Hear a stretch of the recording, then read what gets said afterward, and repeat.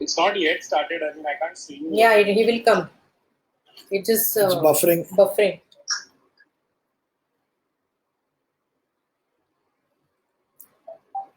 Yeah, I think now you are on. Okay. Okay, sir, what the lights? You're on now. On? Okay. You All mute right. yourself.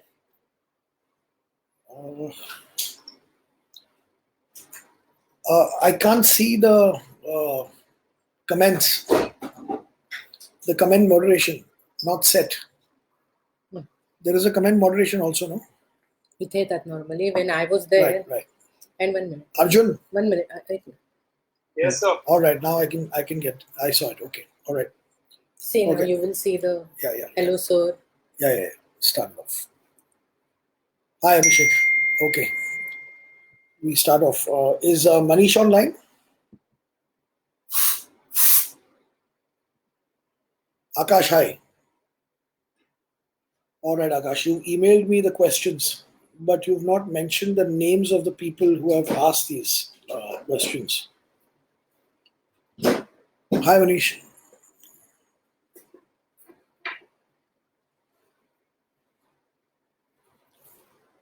That's quite a heavy list. That's not going to finish in 1 hour for sure.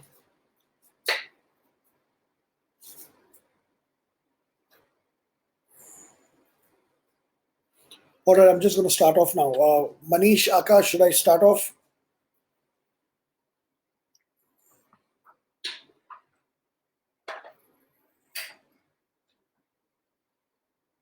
Manish and Akash, should I start?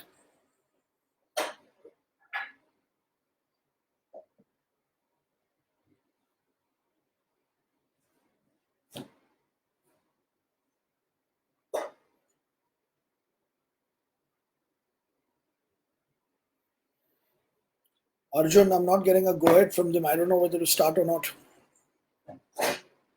Start, sir. Manish has replied.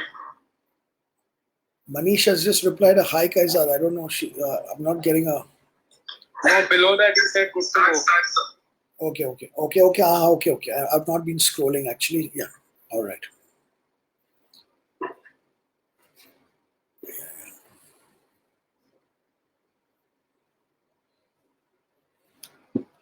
All right, the first question that I have on my list is, can we do body weight exercises instead of going to the gym and lifting weights? After all, gyms is a relatively modern day invention. Correct. Now, first of all, the body cannot distinguish between body weight and external weights that you take. It's called as resistance training. The resistance is provided by gravity, so it really doesn't matter to the body whether the resistance is being provided by a weight that is being pulled down to gravity or whether it's your body weight being pulled down by gravity. So when you do a chin-up, you're not using any weight, you're using your body weight. And when you're doing a lat pull down, the joint action remains the same, hence the muscle involvement remains the same. The task also remains the same. But here your body is anchored and you're basically pulling a weight. On the other side, it's like a counterbalance. So you're pulling down, but actually you're pulling the weight up through a pulley system. What we're trying to get at is that bodyweight exercises have been given undue sort of credit as the natural exercises or things that you would that would actually lead to better fitness levels or more genuine kind of strength rather than weights. We forget that when we're lifting a weight, whether it's a dumbbell or a barbell, we forget that every time that we are functioning in day-to-day life, we are not really only picking up our body weight, are we? We pick up heavy bags, we move furniture around, we are constantly lifting external weights. The body weight as such, as far as your lower body is concerned, your lower body is extremely accustomed to carrying your body weight. And hence, when it comes to lower body exercises, not having external weight is no longer a challenge for the body, and the body actually has to get a challenge by doing a lot of volume. For instance, if you do one squat without weights, sitting down and standing up, the body's been doing since you were born. it's not something that is a challenge to the body. But if you sit down and get up 100 times, that's a challenge for the body. So the only way you can provide a challenge to the body is by increasing the volume or the number of repetitions. Now, it all depends on what you are training for. So if you are training for strength, that is musculoskeletal strength, muscular strength, then obviously the volume as it increases beyond a particular point becomes absolutely and completely ineffective at increasing strength. Strength requires you to climb up the intensity ladder, which means that you basically get the amount of repetitions that you can do to come down in number, not by working less, but by taking a weight that limits you to lesser and lesser number of reps. That's how you increase intensity. Intensity is nothing else but the level of effort. Somebody who is lifting 500 pounds and somebody else lifting 200 pounds in a squat, the same exercise. Don't be quick to conclude that the person using 500 pounds for the squats is training more intensely than the person using 200 pounds. Check how many repetitions they're doing with it. For instance, if a male is squatting with 500 pounds and can do 10 repetitions with 500 pounds, and a female is squatting with 200 pounds and the female can do only 4 repetitions with 200 pounds, the female is said to be training at a higher level of intensity than the man. The man is doing what is called as a 10 rep max. That means the weight that he has chosen limits him to no more than 10 reps. The lady training with him has chosen a weight of 200 pounds, and the 200 pounds actually limits her to no more than 4 repetitions. Hence, the weight allowed her less repetitions, and hence she is said to be training at a higher intensity. Now, when somebody does a 4 rep max and somebody else does a 40 rep max, if you don't understand how to measure intensity, both these activities look extremely intense. Intensity is not measured by the amount of effort that the person expends at the end of the set. Intensity is measured as to the amount of effort that the person would put in on the very first rep. So let's compare a person who's taken a load that he can do only 4 reps with. Let's compare what his face and his body will exhibit as far as strain is concerned on the first rep of a 4 rep max. That weight is going to be heavy from the beginning. The 4th rep, the last rep before failure, is going to be a major fight and a struggle. But then a person who's training with a weight that allows him 40 reps, that 40th rep also will be extremely intense for that person. And that is why intensity should be measured by the level of effort the person exhibits in the first repetition, not the last. So if you look at the level of effort that you put in the first rep of a 4 rep max, and you compare it to the level of effort that you put in on the first rep of a 40 rep max, it becomes very clear whose intensity is higher. Intensity is per rep. It is not about the combined load. A 100-meter sprint is always more intense than a marathon run. But the 100-meter sprinter has completely spent himself in about 10 seconds, whereas the marathon runner, the elite marathon runner, has completely spent himself in about 2.5 hours. But for that level of exhaustion, the marathon runner had to spend 2.5 hours of activity, whereas the sprinter spent everything that he had in 10 seconds. And hence, that's how you look at intensity. The amount of weight, the amount of repetitions you do is workload. Workload has got nothing to do with level of effort. So a person may be capable of a smaller workload for which he needs to expend a lot of energy, and another person may be capable of a higher workload for which he expends lesser energy because he's fitter, stronger, more enduring. So intensity has always been confused or rather not understood when it comes to resistance exercise. So if I tell you that certain extremely fit individuals with a great power to weight ratio means how much of unproductive mass is the body carrying.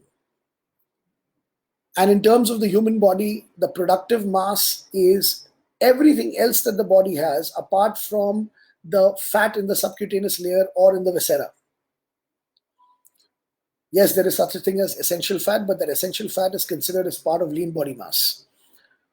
Lean basically means having everything that is productive in the body, everything that contributes to performance.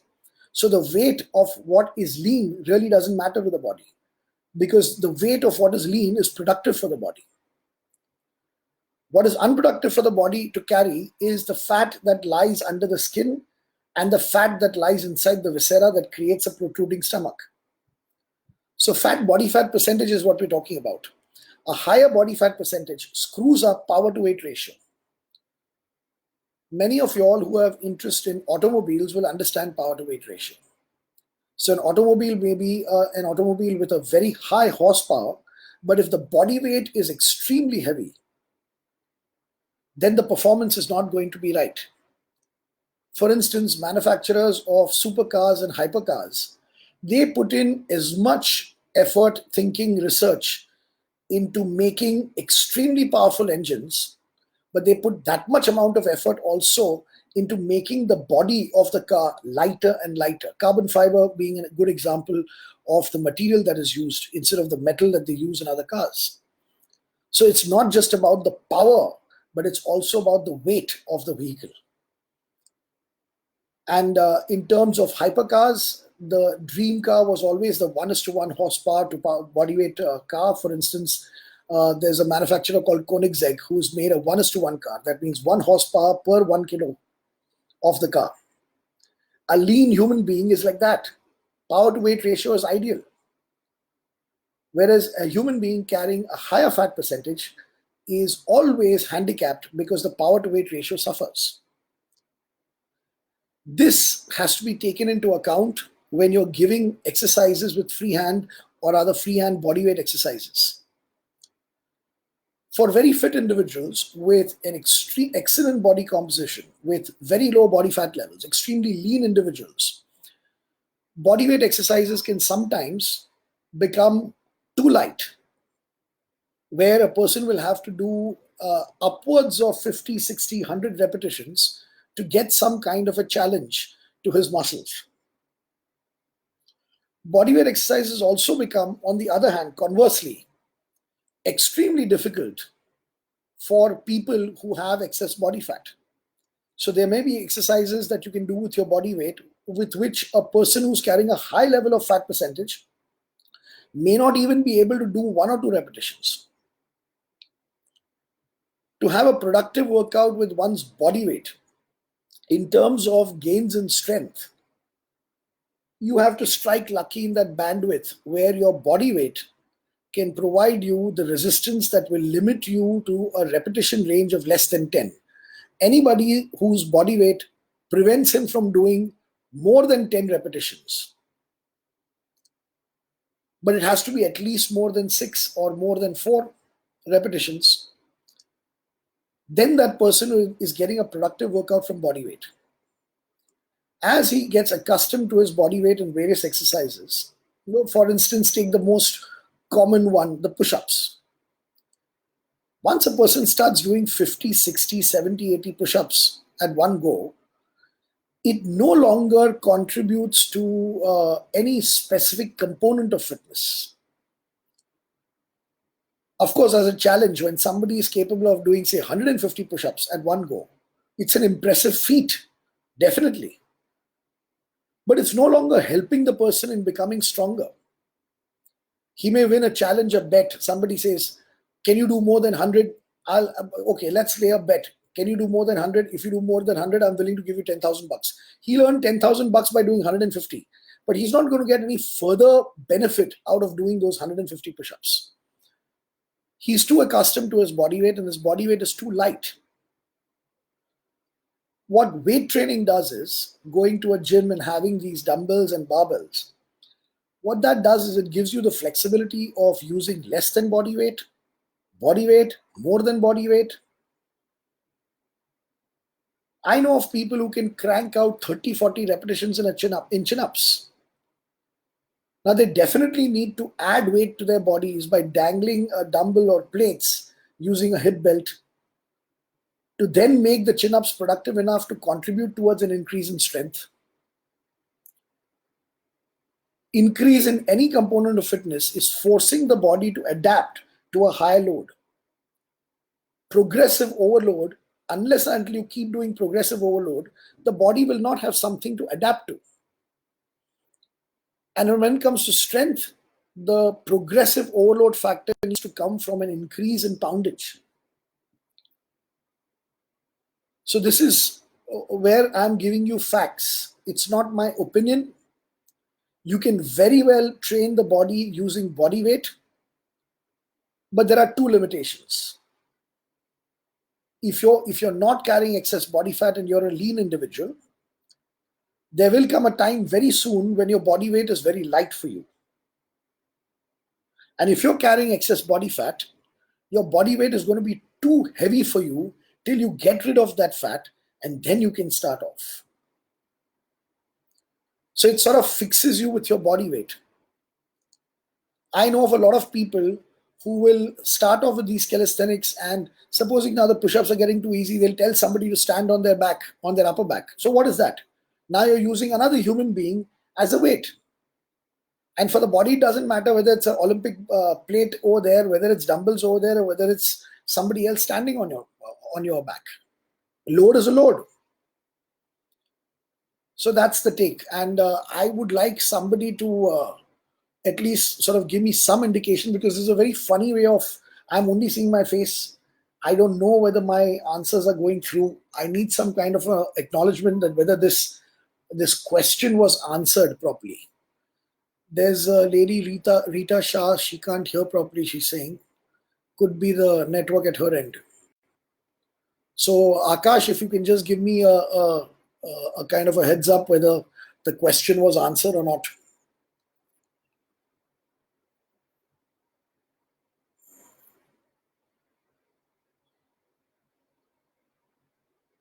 Akash, you there?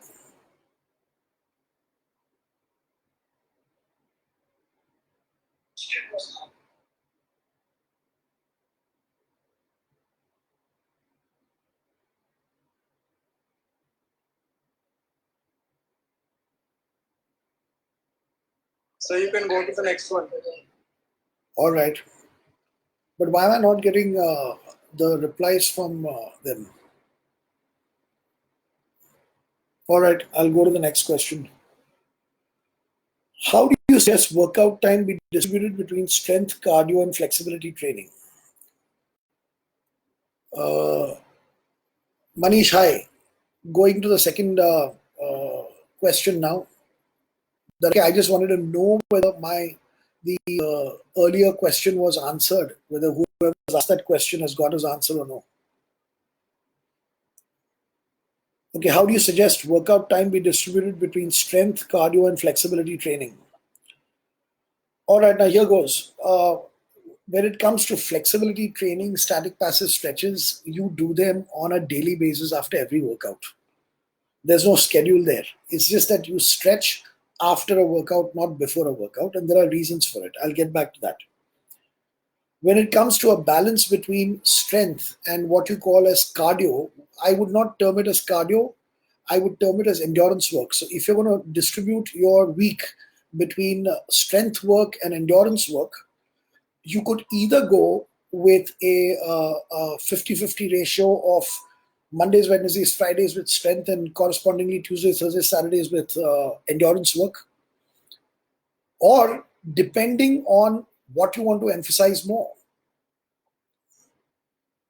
Now, one thing is to keep a kind of a balance from the perspective of overall general physical preparedness, which is general fitness as you call it. So in that sense, 3 days of weight training and 3 days of endurance is fine. But now let's assume that you are going to now participate in a marathon. Now building of endurance becomes of prime importance, while seeing to it that your strength is maintained, not only maintained, but also increased, so that the rigors of marathon running can be absorbed by the body. The shocks of running on a tar road can be absorbed by the body. You require a strong body. Over there, as you start approaching season time towards the marathon that you are going to be running, the ratio will slightly change. You could probably come down to about 2 days a week of strength training and increase it to 4 days a week of endurance. Every event that you prepare for, if you're talking in terms of competitiveness, you want to compete even at a recreational level, any kind of events are done in seasons. There's a season for it, and hence the terms off season and in season. Now, off season is where you collect your strength. So there should be more days devoted to strength training with a kind of a maintenance amount of time spent on the activity that you're preparing for. As you start coming towards the season time, towards your races, towards that time, your strength training can reduce and the component of endurance can go up. Right before your season starts, you could probably be concentrating and focusing purely on endurance, with strength taking a backseat, because the strength will not disappear immediately as soon as you stop working out with weights. So you can collect. So normally what these endurance athletes will do is they collect their strength and conditioning during the off season, and then they practice their sport or the event as they approach their season time. So here I showed you that it's not always written in stone that you must have equal days of endurance and equal days of strength. But if you're not going to be competing anywhere, you're not going to have some specific goals, either of strength or endurance, then yeah, 3 days a week of endurance and 3 days a week of strength would be the ideal mix, along with flexibility training done after every workout.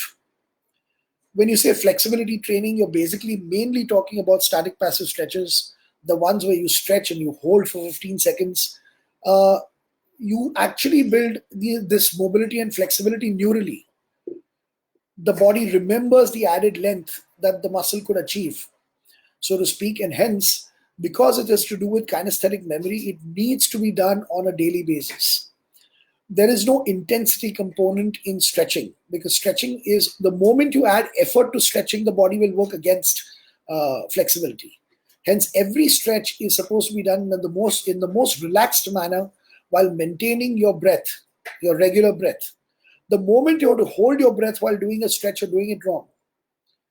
So since the intensity is absolutely not there, and it is to be done in a relaxed manner, stretching obviously can be done every single day. When we say that this should not be done every day or that should not be done every day, we are normally talking about activities that take a toll on the body in terms of the intensity. So obviously there, the recovery component comes in, but you don't really need to recover from a stretching session. And as I said, kinesthetic memory is very important, and hence a kind of a reiteration of the mobility has to be done every single day. Before the workout starts, many people like limbering up, but they should not use static passive stretches before the workout starts, because of a physiological phenomenon called as autogenic inhibition that happens when the muscle relaxes its tensility. It actually relaxes it, and because of that you start feeling more limber, but it affects the contractile ability of the muscle. So you must ensure that you are doing what is called as mobility drills. Now these are fast movements done where you are swinging your legs, where you're doing quick movements, repetitive movements like a drill, where you're freeing up your joints. The core temperature of the body increases, and it does act as a kind of a warm-up as well. But you want to do these repetitive mobility drills before the workout, and you want to reserve your static passive stretches for after the workout. Okay, and as I said, if there are no specific goals of strength or endurance, like it could be a specific goal of competing in a powerlifting competition, so you want your strength levels going up, then endurance will have to take a backseat in that week of programming. But if you don't have any specific goals and you want general physical preparedness, then an even distribution between strength training and endurance work during the week, with mobility work done, so mobility drills done before the workouts, and your static passive stretches done after the workout of either strength or endurance on a daily basis. So that's that question. Should I move to the next? Yes, sir. Just hold on, there's another call coming in. Yes? हाँ sir sir यहाँ पर बहुत जोर से बारिश हुई। राज बेहरा। राज एक काम करो, मैं अभी इवेंट पे है, अभी कल्याणी मैडम आपको कॉल कर रही है अभी। हाँ अभी कॉल कर रही है अभी। Okay.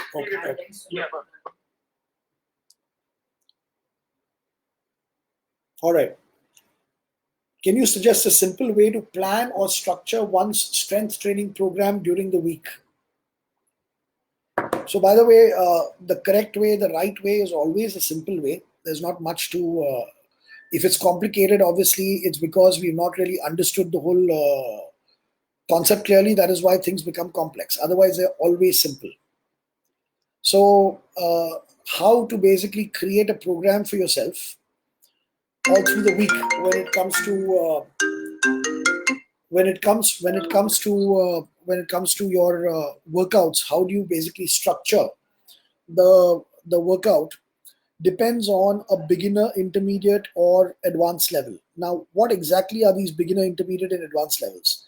When somebody has not really ever done weight training before, obviously the skill sets of doing every exercise biomechanically have to be taught.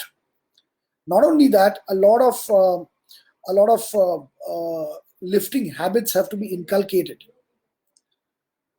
You can't just teach form and technique without teaching lifting habits. Lifting habits is all about how do you hold your body tightly, how do you involve your entire body no matter what exercise you're doing, understanding concepts like the kinetic chain, understanding breath, and how do you utilize breath to increase the rigidity of the body so that the body is unyielding under the weight. A lot of small little things like the grip and how to grip the bar so that you weld yourself to the bar, how to become one with the weight.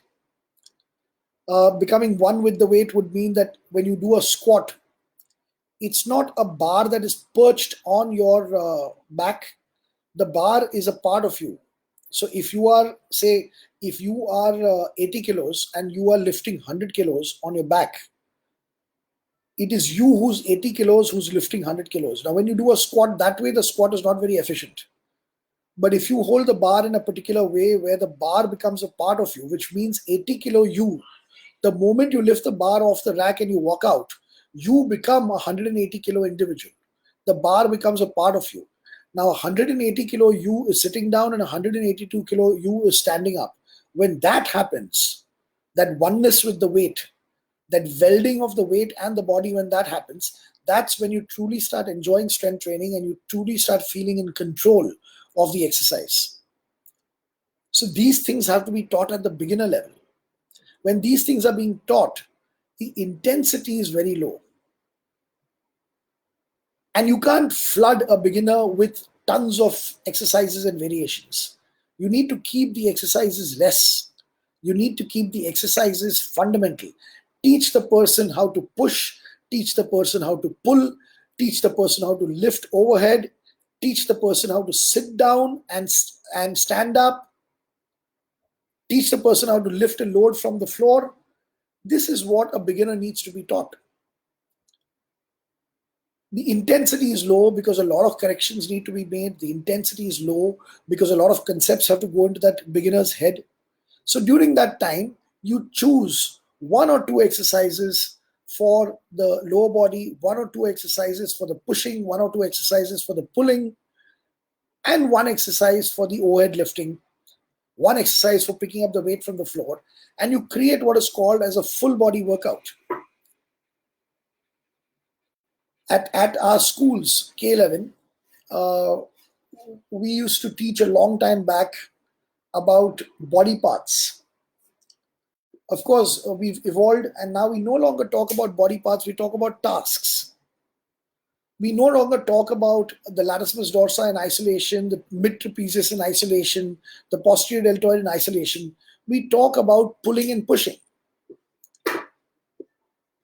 What happens is that when you are bombarded with a lot of knowledge, you definitely become knowledgeable. So if I say that, so when K11 was at a stage where we consider ourselves very knowledgeable, at that time we would call a particular workout day. We would call it the latissimus dorsi, trapezius, erectus spinae, posterior deltoid, and biceps brachii workout day. We felt very wise doing it. We felt very knowledgeable and very technical when we did that. But as we evolved more in the understanding of the knowledge, so there's a big difference between knowledge and understanding that knowledge. So as our knowledge grew, we became more and more complicated. As our understanding grew, we went from complication to simplicity. And we realized that we don't, so earlier we said back and biceps. As our knowledge grew, we said latissimus dorsi, trapezius erectus spinae, posterior deltoid, and biceps brachii day. And as our understanding grew, we realized that all we have to do is say, this is the pulling day. This is when we do pulling. Unfortunately, people love the pretense of sounding very scientific rather than actually being scientific. So now there's a full body workout which is done thrice a week. You repeat it because the person is learning skill sets, the person is a beginner. And more important than the skill set or the biomechanics of particular exercises, the person at the beginner stage is inculcating the habits that a person should inculcate for lifting weights. How to hold your breath during a movement. Everything that the person will require when the person trains really heavy at the advanced level is actually incorporated at the beginner level. But because there's lots to learn, intensity is less. Because the intensity is less, frequency is higher. So we do full body workouts thrice a week. As the individual starts gaining the habits of lifting, his ability to lift heavier obviously improves. And as the weights start increasing and we move into the intermediate phase, we can no longer train the full body. We have to break up the body because the intensity level has risen. At that time, we go into an upper body, lower body split. Initially, in the intermediate phase, we train 4 days a week. We would probably do a Monday, Tuesday as upper body, lower body. We would take a Wednesday off. Then we would do a Thursday, Friday as upper body, lower body again, and a Saturday, Sunday off. Obviously, the off means off corresponding to strength training. On those days, endurance work can be done. When we move up one more notch in terms of intensity, as the person is getting more capable of lifting heavier loads, at that time we will go in the intermediate phase 2, where we will train only thrice a week on alternate days with strength training. It will be upper body, the next workout will be lower body on an alternate day, and the next workout will be upper body. And then the next week we'll start off with lower body. So 1 week we'll have 2 upper body workouts and 1 lower body. The corresponding week will have your 2 lower body workouts and 1 upper body workout. We'll keep alternating that. Right. Now, again, as your ability to increase and lift heavier happens, and I will explain that to you how a person gains the ability to lift heavier. It's not about a choice whether I want to train heavy or not. What people don't understand is that your ability to lift heavy is more neural than muscular. And that is something that I'll need time to explain. I will explain that because it's an important concept to understand. But as neuromuscularly, you become more and more adept at lifting heavier weights. You also add volume by adding more exercises. So a pulling day will have multiple pulling actions. For instance, in pulling, you can pull something from the anterior of the body towards the body, or you can pull something from the top, or you can pull your body weight up. In terms of joint actions, it's called as shoulder extension and shoulder adduction. Having said that, those 2 elements both need to come into the pull day. So your deadlifting, your bent over rows, your chin-ups, this will be the kind of a mix of exercises that you'll be doing on a pulling day. All your bench work, that is your bench presses and your overhead presses and your lateral raises and your close grip bench presses. So basically the pectorals, deltoids, triceps, the pulling complex is what you'll do on another day. And then of course your squats and your lunges and your step ups and your leg presses and your leg curls and calves will be done on another day. That is the legs. As the intensity increases further, the legs may also need to be split up into a kind of a push and a pull. So your hamstrings and calves will be separated out on another day, leg curls and calf raises will be separated out on another day, and on one day will purely be your squats, lunges, and your step-ups and your leg presses. So that's an advanced split, where each muscle group or group of muscles or group of muscle groups that are involved in a particular task like pushing or pulling, they are challenged only once a week. Now, of course, many so-called experts like to state, or rather like to lay down their credentials of being an expert by saying, I know of so many different routines. I can provide you with 10 different routines. You keep changing them. That's not the hallmark of an expert. That's the hallmark of a person who's knowledgeable but not wise. That's the hallmark of a person who has a lot of data but doesn't have the skills to analyze that data. Analysis of the data, finding the most optimal, is what is the role of the expert. No expert should provide you with 10 different variations. The expert should be providing you with the best amongst all the variations that one can do. An expert is the one who shows you the best way, one way, not multiple ways. In terms of technology, I think the hallmark of an expert, I always feel, is the GPS, which we are also used to. Google Maps, we feed in an address in our maps to reach a particular place from point A to point B. And the satellite basically doesn't provide you with 30 different routes. And if the satellite provided you with 30 different routes, it would not be of much help because it's leaving the analysis to you. And what you want that app to do is not only have immense amount of data, which it does, you also want that app to analyze that data and provide you with that one route that is going to get you to your destination in the fastest possible speed or the lowest possible time. And that is exactly what that automated voice tells you on your GPS, that you are on the fastest route. The fastest, not one of the fast routes. It doesn't tell you that these 4 are the fast routes, now you choose. Unfortunately, people don't understand this when it comes to having a coach who can coach you in doing exercises. A coach is always sort of praised for being able to give you multiple ways. A coach should not be praised for giving you multiple ways because multiple ways lead to confusion. A coach should provide clarity by giving you one way, the best way. And the coach is the knowledgeable one, the wise one, who has science on his side to do an analysis every time on your behalf to provide you with the best. Yes, there may be 10 variations, but I will provide you with the best. In terms of programming, strength training programming, the best way, because programming has got one big mandate, it's got one big goal. And that goal is to provide maximum recovery between workouts.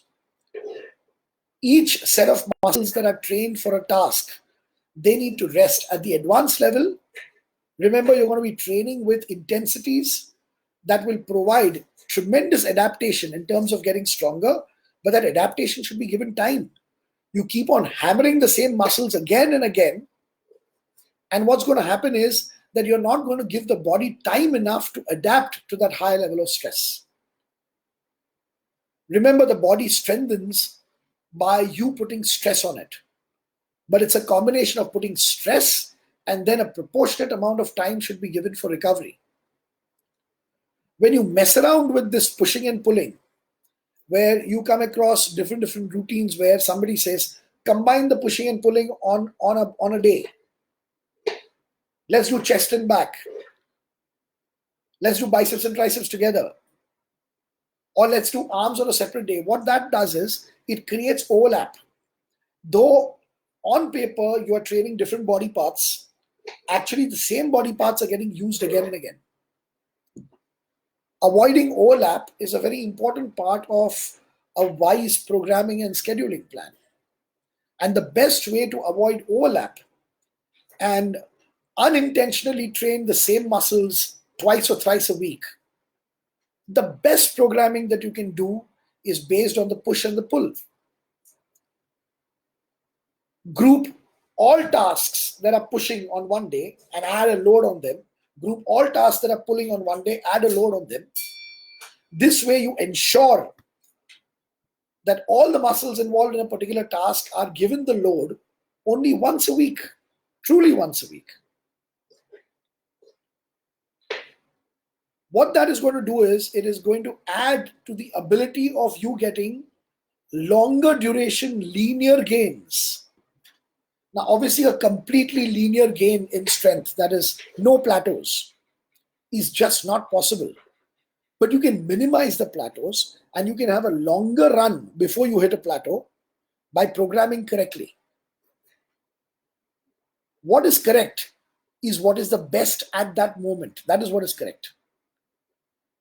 And at this moment, as per any kind of logic that you can apply, the push-pull format is the best format. I know I come across a lot of people telling other people there's no such thing as the one best way. You must experiment with all. Experimenting with all, but then finding one best way. Otherwise, why would you experiment? The experiment has to lead to a conclusion. I'm okay with people experimenting. I want to experiment with this. I want to experiment with that. Fine. After you're experimenting with multiple ways, are you coming up with one best way to stick around to? When you don't have knowledge, when you don't have the right theoretical knowledge, obviously the only way to go about is trial and error. So an uneducated person in fitness sciences, I have no problems if that person does trial and error. But even the people who do trial and error in life, even those people do trial and error and find one best way and then stick to it. But somehow logic seems to completely escape people working out in a gym. So they will definitely adopt trial and error, which I said is not a bad thing to do when you don't have the facts. But after that trial and error, you have to conclude and come. You can't just like how some people say the essence isn't just keeping on changing the workouts one after the other. How does that make any sense? How can going from a superior programming logic to an inferior programming logic benefit you just because it's a change? So people who cannot figure out, people who cannot decide which one way is the correct way, they tend to teach this to people saying there is no one correct way. You have to keep on changing. Everything works, but for a short duration of time. And the essence is about keeping on changing. This is completely not true. And this is not my opinion. It's just logically insane to think that you are on the right path only because you keep on changing workouts. Nobody understands the need to master anything. Somehow, when it comes to workouts, when it comes to exercises, people tend to think being the jack of all trades is better than being the master of one. The wise way of working out is to find logically which is the best way and then stick to it till you find a way that is better than this way. Any way is always the best way till you find a better way. The philosophy is to optimize, optimal. The philosophy is to be extremely efficient, using the most efficient way. When you change your workouts, while still sticking to your philosophy, what you're doing is you found a more efficient way, which is why you ditched the earlier way. You have ditched the workout. You have not ditched the philosophy of being the most efficient in whatever you do. So understand that philosophies should not be changed. Philosophy is your rock bed. It stays rock solid.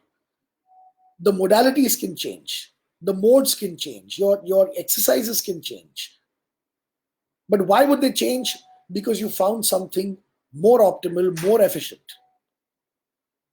And then if you stick to your workout, you're not sticking to your philosophy. Up until now, we can't figure out a better way of splitting your workouts than push and pull. So understand that a beginner will basically do full body workouts thrice a week, high frequency, less exercises, and less intensity.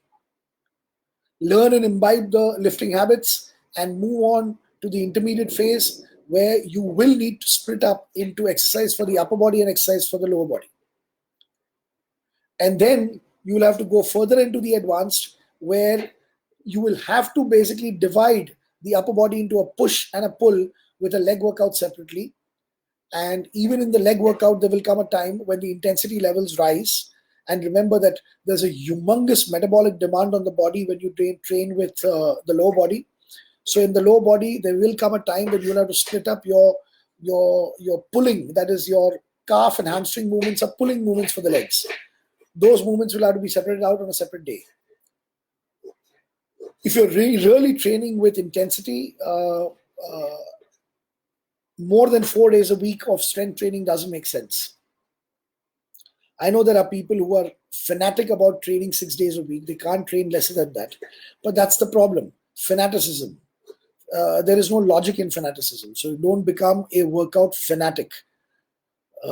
Be very objective about what you're doing and learn the skill sets of generating high levels of intensity. High levels of intensity just doesn't mean that you're putting in all the effort. You may think you're putting in all the effort, but you may not even be using 20% of your muscles. Neurally, the body has to learn how to recruit more and more of your muscle. And that will happen only if you have the right kind of coach. It's not something that I can teach you verbally. And when that happens, you will notice that you can't train the whole body in one workout. When that happens, you'll notice that your intensity levels are so high that you need to keep on splitting your workouts. Sorry about that.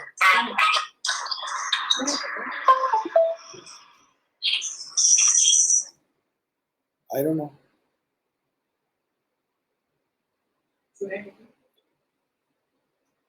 Arjun, I'm keeping Arjun, my marketing head, on the phone so that he can guide me because he's also watching it. All right. I'm moving on to the next. Arjun, are you online? Arjun? Yes, sir, yes. Yeah.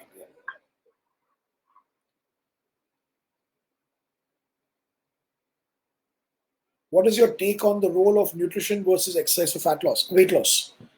Which I assume you're talking about fat loss specifically. Obviously, fat has physical weight, so when you lose fat, you do lose weight as well. But you don't want to lose muscle, and hence weight loss is indiscriminate, and that is why a better term to use, a more specific term to use would be fat loss. So what is your take on the role of nutrition versus excessive fat loss? So again, something that I keep telling people who ask me questions, what is your take is always the wrong question to ask me, because a take is an opinion. And I take my role as an expert very seriously, as a teacher very seriously, and I wouldn't really waste your time with my opinions or my takes. That would be irresponsible as a teacher or an expert. So it's not my take. Anything that I share here is not my opinion. And in case I feel like sharing an opinion, I will qualify it as an opinion. I will tell you in advance that now what I'm saying, I don't know if it's a fact, it's my opinion. I will say that in advance. When it comes to strength training, everything that I open my mouth with is never my take, is never my opinion. It is a fact. Biochemically, physiologically, the body cannot gain fat because of inactivity. It's a wrong notion. And since you did not gain fat because of inactivity, activity cannot make you lose fat. Now, I'm sure a lot of you all have said, I've seen examples and all of that, but that is always with the restriction of intake of food. And the intake of food being carbohydrates, mostly in India, 90% of it, the carbohydrate load goes down, the insulinic response comes down because the glycemic load is coming down. And then the body, which is insulin resistant and fat because of its insulin resistance, starts losing weight initially. But this kind of caloric restriction that people do with their diets, especially on carbohydrate based diets, cannot be sustained because carbohydrates are a very inefficient form of fuel. It can only give you energy for 4 to 5 hours, 6 hours, at best 9 hours. So when you restrict the calories, especially while eating carbohydrates, you're not going to be able to sustain it. The cravings for food are going to be very high, and everybody who's lost weight through that route has always gained weight back again. That also the whole world knows. But understand one thing fundamentally: you are not fat because you are less active. You are less active because you gained fat. Fat is energy trapping. And yeah, again, I'm sure Arjun, who's online with me right now, is scared that I might talk on this subject for the next 4 hours. But the problem is just that there's just too much to talk about, and there's just too much misunderstanding about this. I'll stick to the question and right now tell you all that unless and until you correct what has caused the problem will not be solved. The problem of fat gain has been caused by the wrong type of food. Till you correct that, you cannot hope to lose fat. Exercise was never meant, it was never meant to lose weight. It's a wrong concept. I want to join a gym to lose weight. I want to start running to lose weight. Exercise was never meant only. The origin of exercise, putting a load, adaptation. You adapt to exercise. You adapt to higher and higher loads of stress, physical stress given by exercise. To many people who, if I'm in a rushed kind of a way, and if I just say a one-liner to people that with exercise you cannot lose weight, with exercise you cannot lose fat. If I say that, their next question is, then why should you work out? Let's assume that they've got a lot of faith in me and they feel that I've said something accurate. So if they believe me that exercise has got nothing to do with fat loss, their next question is, then why the hell should I work out? When I tell people that exercise has nothing to do with weight loss or fat loss, I'm not telling people that exercise is not important. I'm telling people that exercise was never meant for weight loss. Exercise was meant for becoming stronger, the training effect, becoming more enduring, having more mobility. Exercise was not to correct a metabolic disorder. The metabolic disorder of gaining fat, obesity, is not a disorder that has been caused due to lack of activity. It is a disorder that has been caused by a lot of sugar in our diets. And I am not talking about sucrose or table sugar. When I say sugar, what I mean technically is all carbohydrates. And the relative insulin sensitivity that can be sustained with such an incredible load of sugar going in every day into our bodies, which is our traditional diet. And hence, till you correct that, the body is going to keep on becoming more and more insulin resistant, and all the energy that you're taking in terms of carbohydrates will get converted and be stored as body fat. Again, to prove that to you all requires a lot of time. In fact, tomorrow I'm having a lecture, a virtual lecture for my nutrition course that is starting off through video conferencing. I'll be starting the lecture at about 10 a.m. and I will be finishing my lecture at 10 in the night probably. Because there are 2 lectures like that. So that's the amount of time you need to give me to convince you of this. Otherwise, you're going to say, no, that's not true. Or that's too hard to believe. Or I've seen so many people lose weight through exercise alone. Fat loss is not about burning up calories. That's another thing. When people say, why am I working out? I should work out. Why should I work out? So that I can burn calories. It's like saying, I am driving my car so that I can burn up fuel, so that I can burn up petrol. You don't see anybody driving around just to get his tank empty. An activity's goal, so energy is expended when you do an activity. Energy is required to be able to do an activity. An activity's goal cannot be burning of fuel. The activities goal has to be something which benefits you in life. So when you do something constructive, you will burn fuel, but burning fuel cannot be the goal.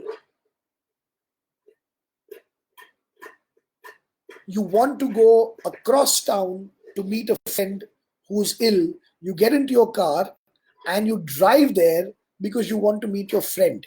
You don't drive there because you want to burn petrol. But guess what? In going from your house to your friend's house across town, you will burn petrol because that task requires energy. But the driving of the car, the goal was not to burn petrol. In fact, you would wish that the petrol that is spent is the least amount. And actually speaking, so is the body. The goal when you lift weights is to gain strength. And obviously you're doing work, so you will burn calories. But you should not bother about how many calories you burn. Just hope to God that it's the least amount of calories required. Calories are not to be wasted. And all that fat on your body is not calories that are stored waiting to be utilized. That's trapped energy. You cannot get hold of it. And there are enzymatic reasons, there are hormonal reasons why you cannot tap that fat. Unless you change metabolically, unless you change your body's energy substrate. And that requires a drastic change in your diet, not the quantity. You can eat a lot of good food, the correct food. I'm not going to get into what's the correct food right now. You can eat a lot of it. And you can simply rely on your hunger.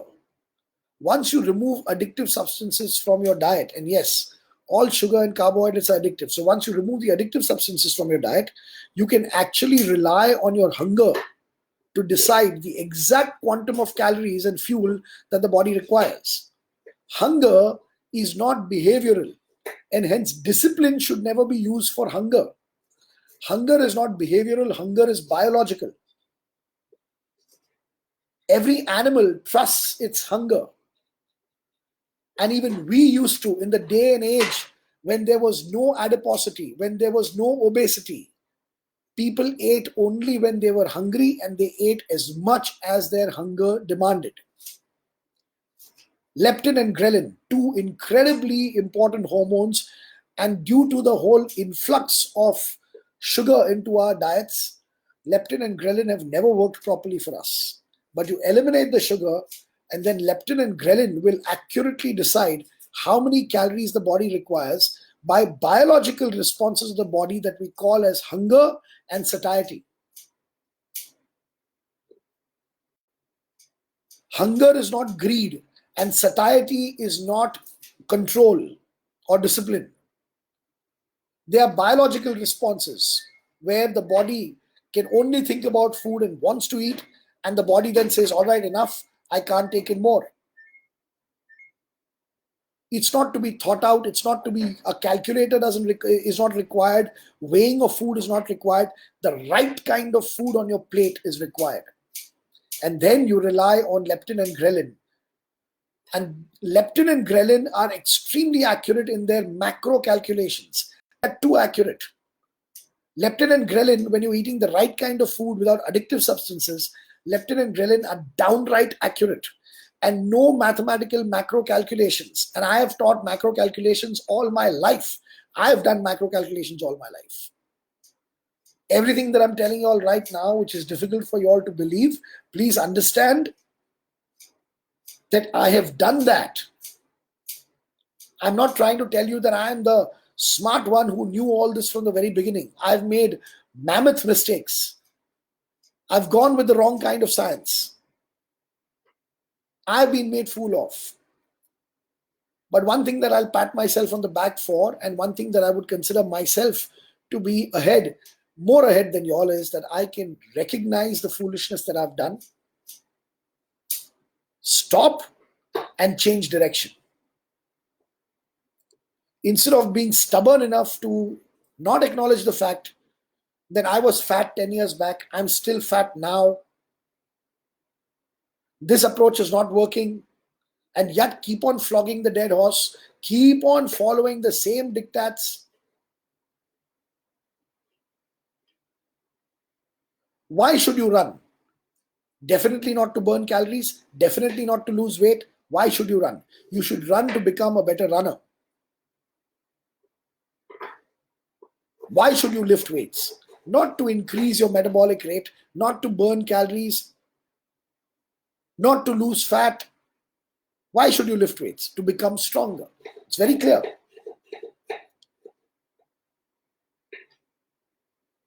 In endurance, you could choose swimming, you could choose running, you could choose cycling. Now, that doesn't mean that sometime, again, if you're running, it is to become a better runner. If you're cycling, it is to become a better cyclist. If you're swimming, it is to become a better swimmer. That is what should be there as far as your mindset is concerned when you select these activities.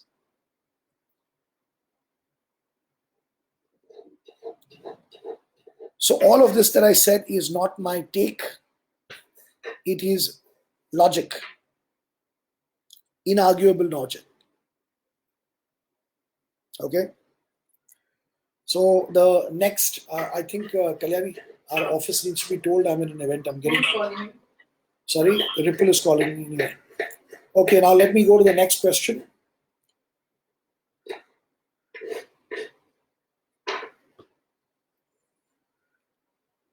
Are you still following keto?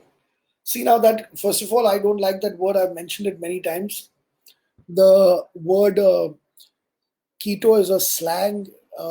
It stands for ketones, it stands for ketogenic, and people don't even know what these words mean before they say keto. So if I ask people, what do you think about keto? Yeah, we don't eat carbohydrates and we eat a lot of fat and protein.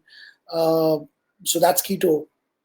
Well, if you want to call it that, you call it that. I don't call eating fat and protein as keto. I call eating fat and protein as my food.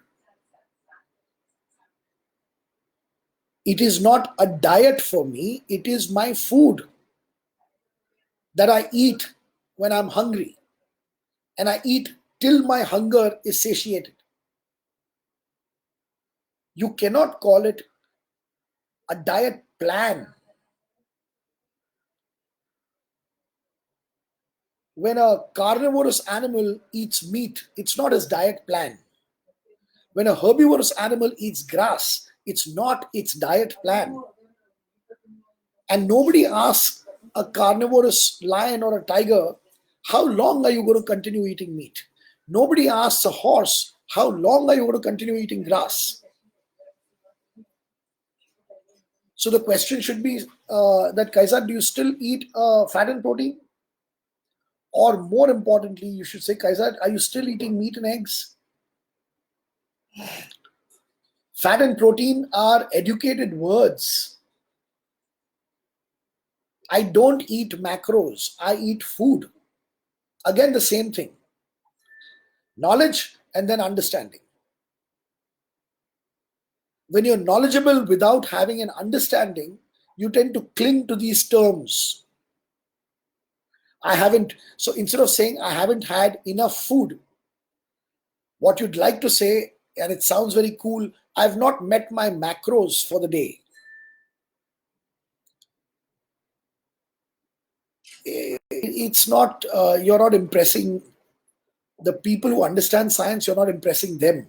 You're impressing somebody else, but you're not impressing the people who really understand. So am I still eating meat and eggs? Yes. What do you mean still? I'm still eating. I'm going to be eating till I'm alive.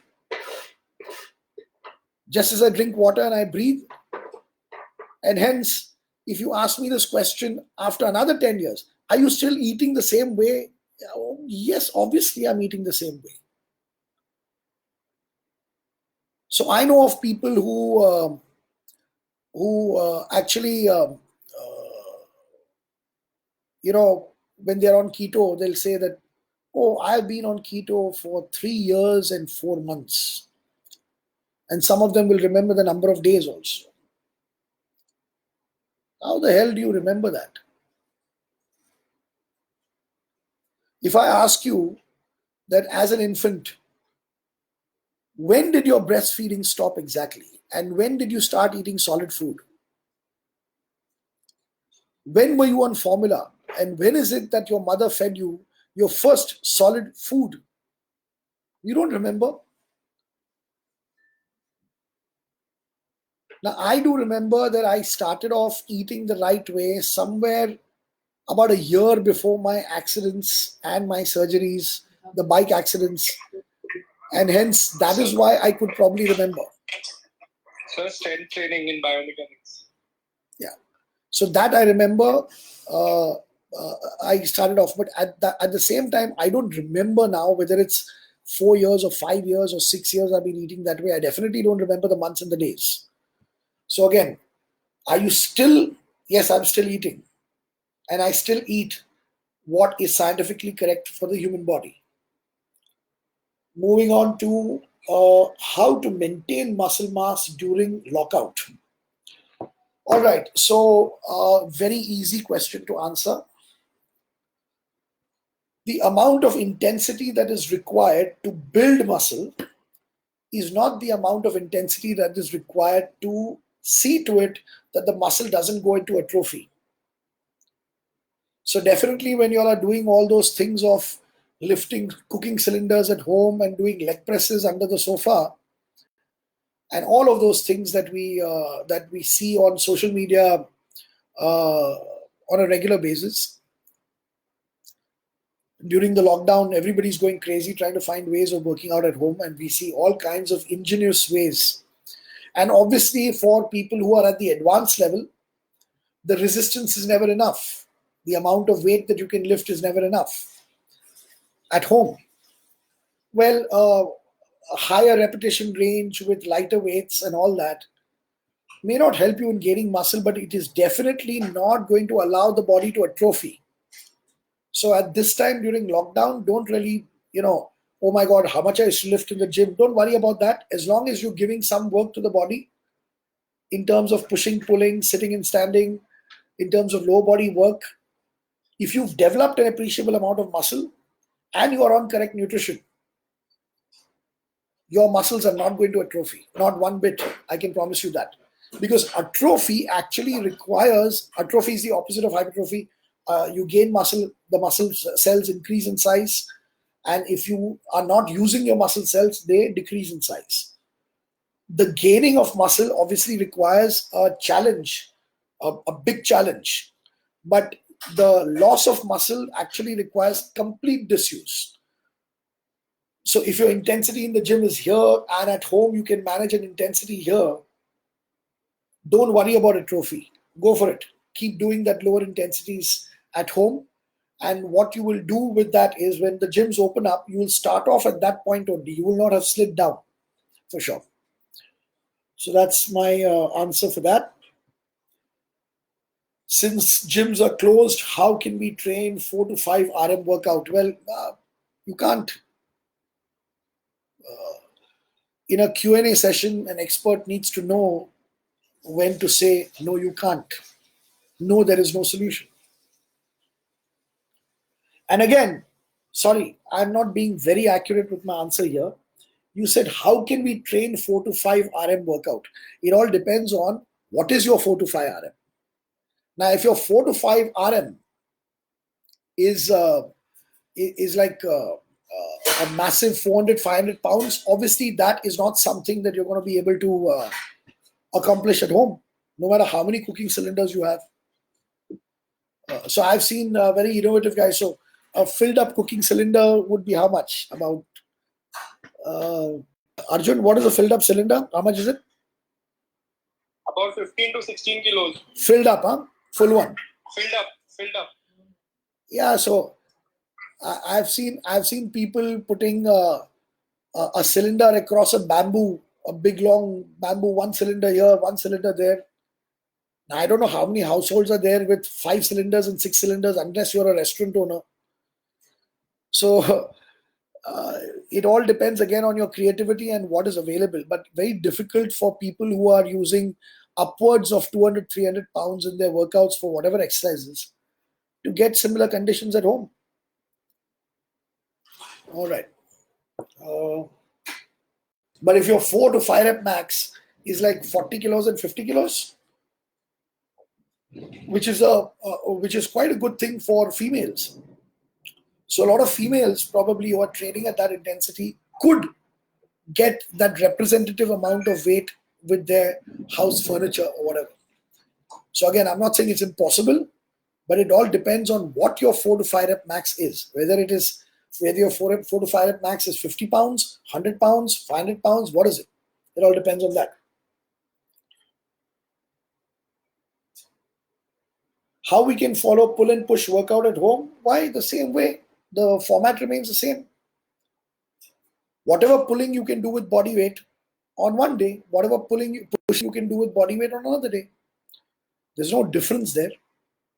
Only the exercises change. They'll all be body weight exercises.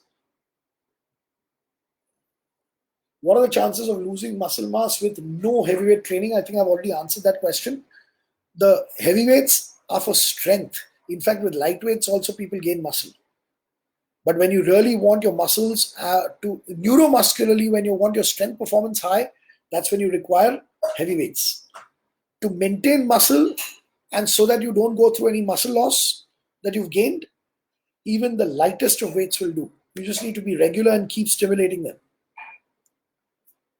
That's the good news. You can maintain a lot of muscle with very less weight. So if you're doing something at home, you're doing your chin-ups at home, your push-ups at home, your free squats at home, or some plyometric jumps at home, or lunges at home, all kinds of creative things if you're doing, then you will not lose muscle. All right?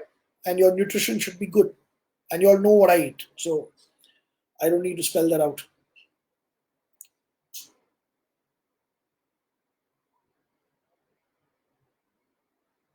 What is your take on lifestyle change during lockdown?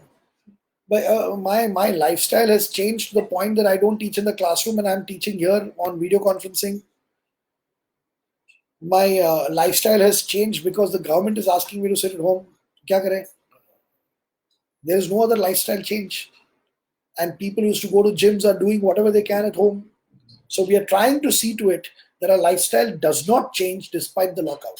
The question should be, how do we maintain our lifestyle while being in the lockout rather than... So I maintain my lifestyle by having my same work day that I have when the lockdown was not there. I'm doing everything that I do in the office. Plus I'm washing dishes also and I'm helping my wife clean the house also. So all of that I'm doing. So that's a lifestyle change.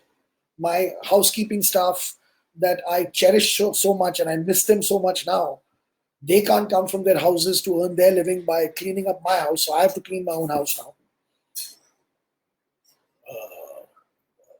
Forced lifestyle change. We can't go to gym nowadays, so substitute for that. Best workout at home with no equipments to build lean muscle. I think I've spoken enough about that. Can I do strength training exercises every day? Anything, whether it can be done every day, every alternate day, twice a week, once a week. Anything depends on the severity and the intensity of the exercise. Frequency and intensity are inversely proportionate. As the intensity rises, the frequency comes down. Only very low intensity things can be done on a daily basis because low intensity things don't require that much amount of recovery. Okay?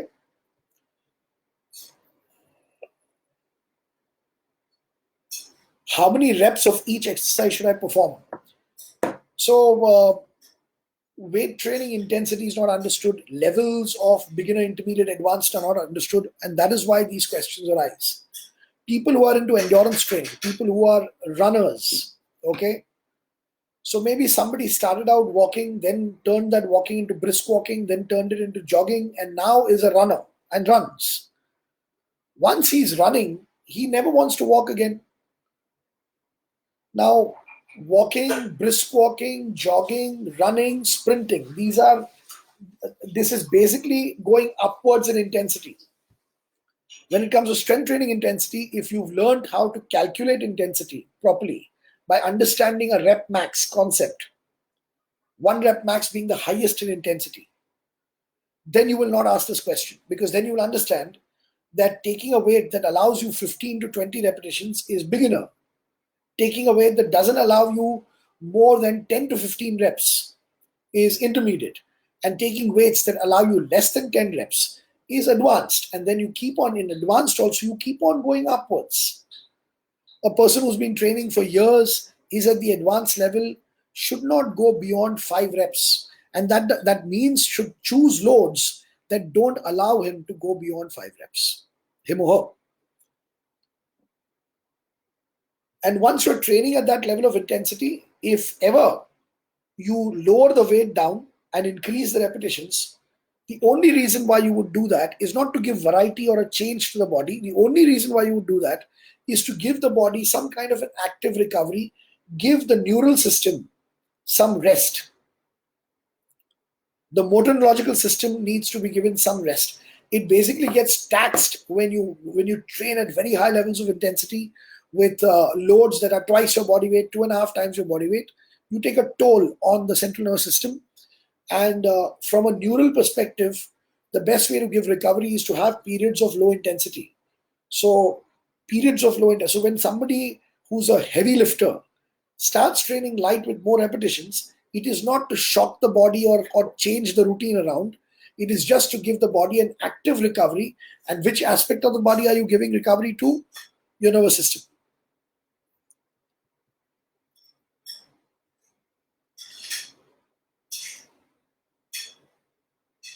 How many sets of each workout should I do?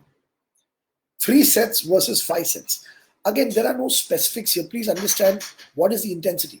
The intensity dictates the volume. The more you know how to generate intensity, the more intensity you are capable of generating.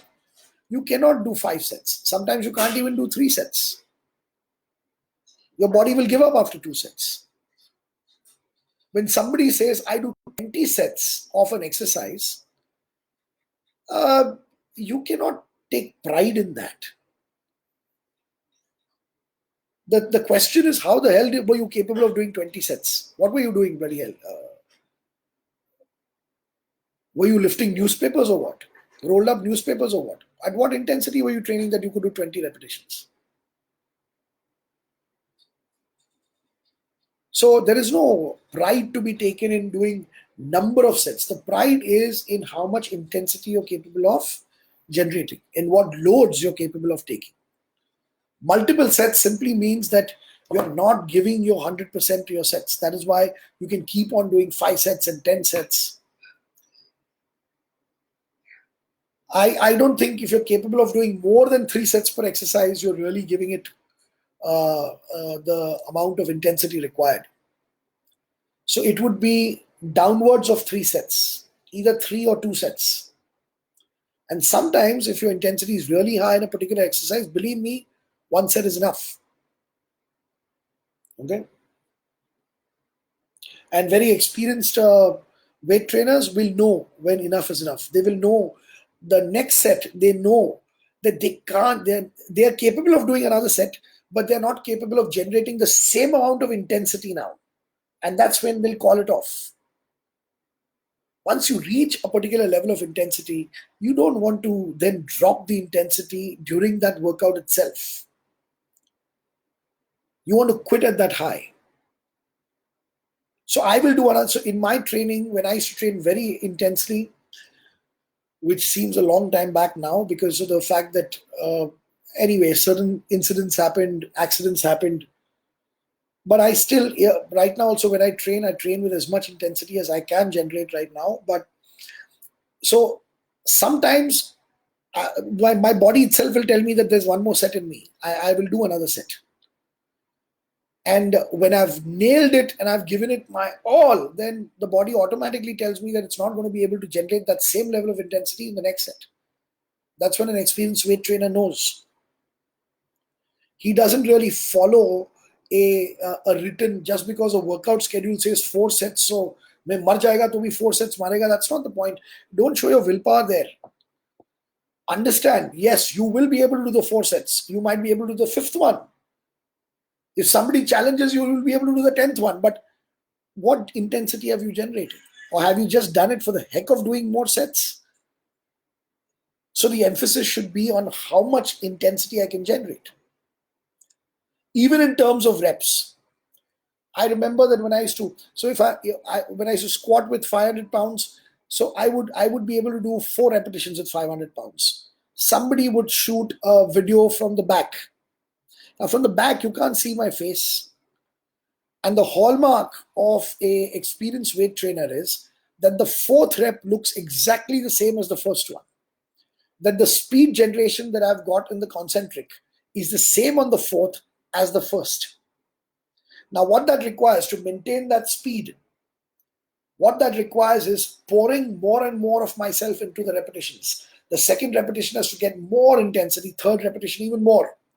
What's happening internally is not being captured by the video camera being shot from the back. So what happens is that my 4th rep, internally I'm going like, there's a lot, my entire, the cranial pressure has increased tremendously, my eyes are bloodshot, they're bulging out, all your blood vessels are bursting and you've given your all. But from the back, the video camera shoots in such a way that you see me sitting down and standing up. The same way as I sat down and stood up in the first rep. You don't see the effort escalating. Now, when I rack the bar after the 4th rep, completely spent, somebody who doesn't understand intensity generation might come to me and say that, but KAIZZAD, you could have done 3 more according to me.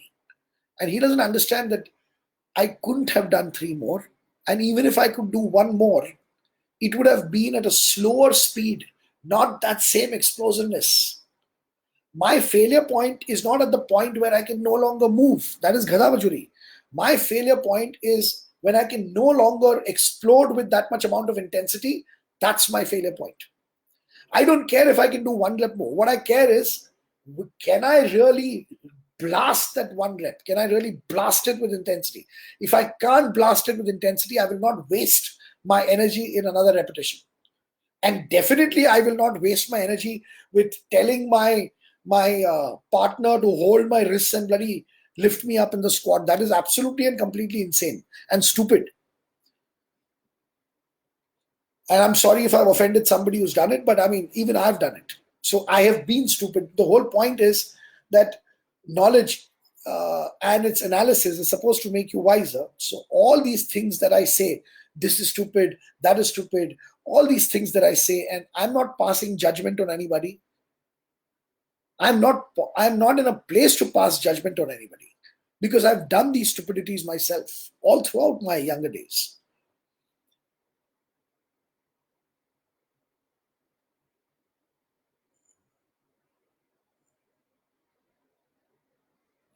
What should be advised in terms of exercise for people in relation to the coronavirus?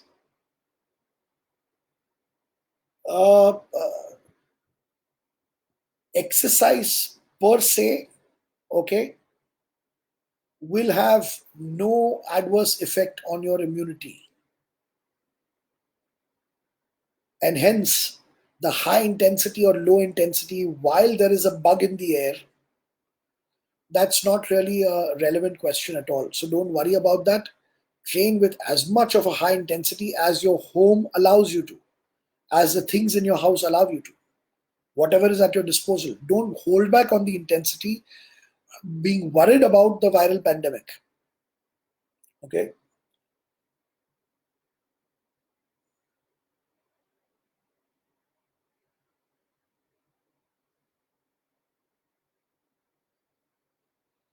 Arjun, I'm unnecessarily wasting time in trying to find the next question. So, if possible, just read out whenever I finish.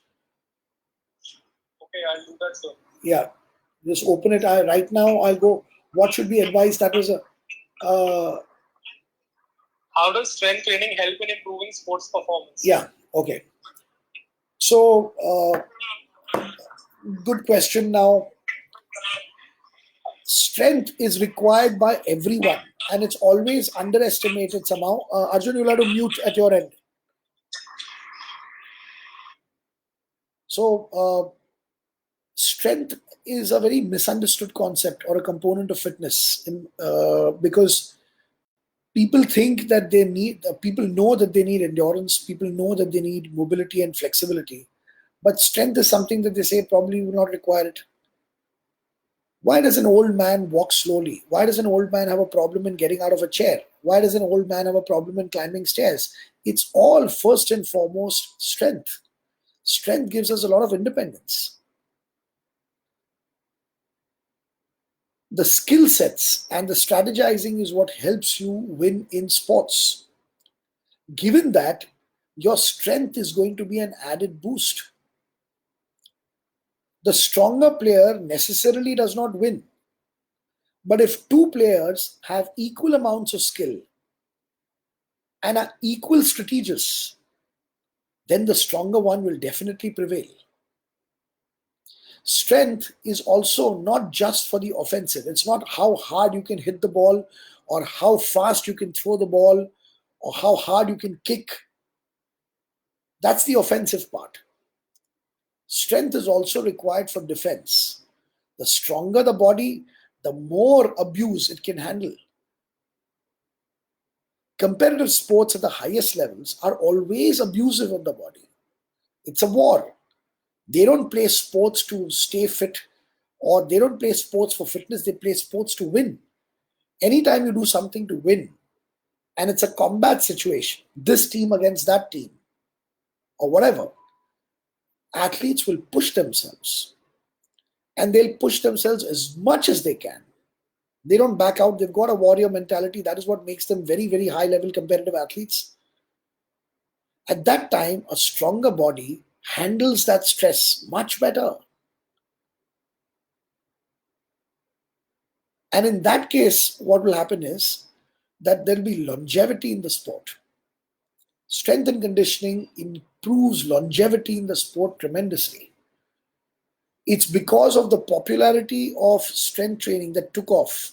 It's because sports coaches started accepting the idea that along with me, there should also be a strength coach for the team.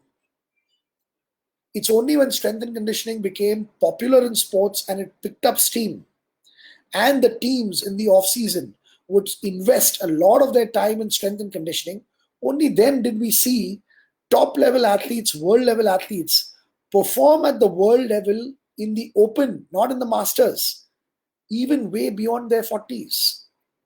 Before strength and conditioning became popular in sports, retirement age used to be 25, 27 in retirement. You would rarely find an athlete in the mid-30s at the top level. The moment they would cross 30s, people would start asking, "Ke kabhi retire hoega?" Now, at top level power games also, you find athletes above the age of 40.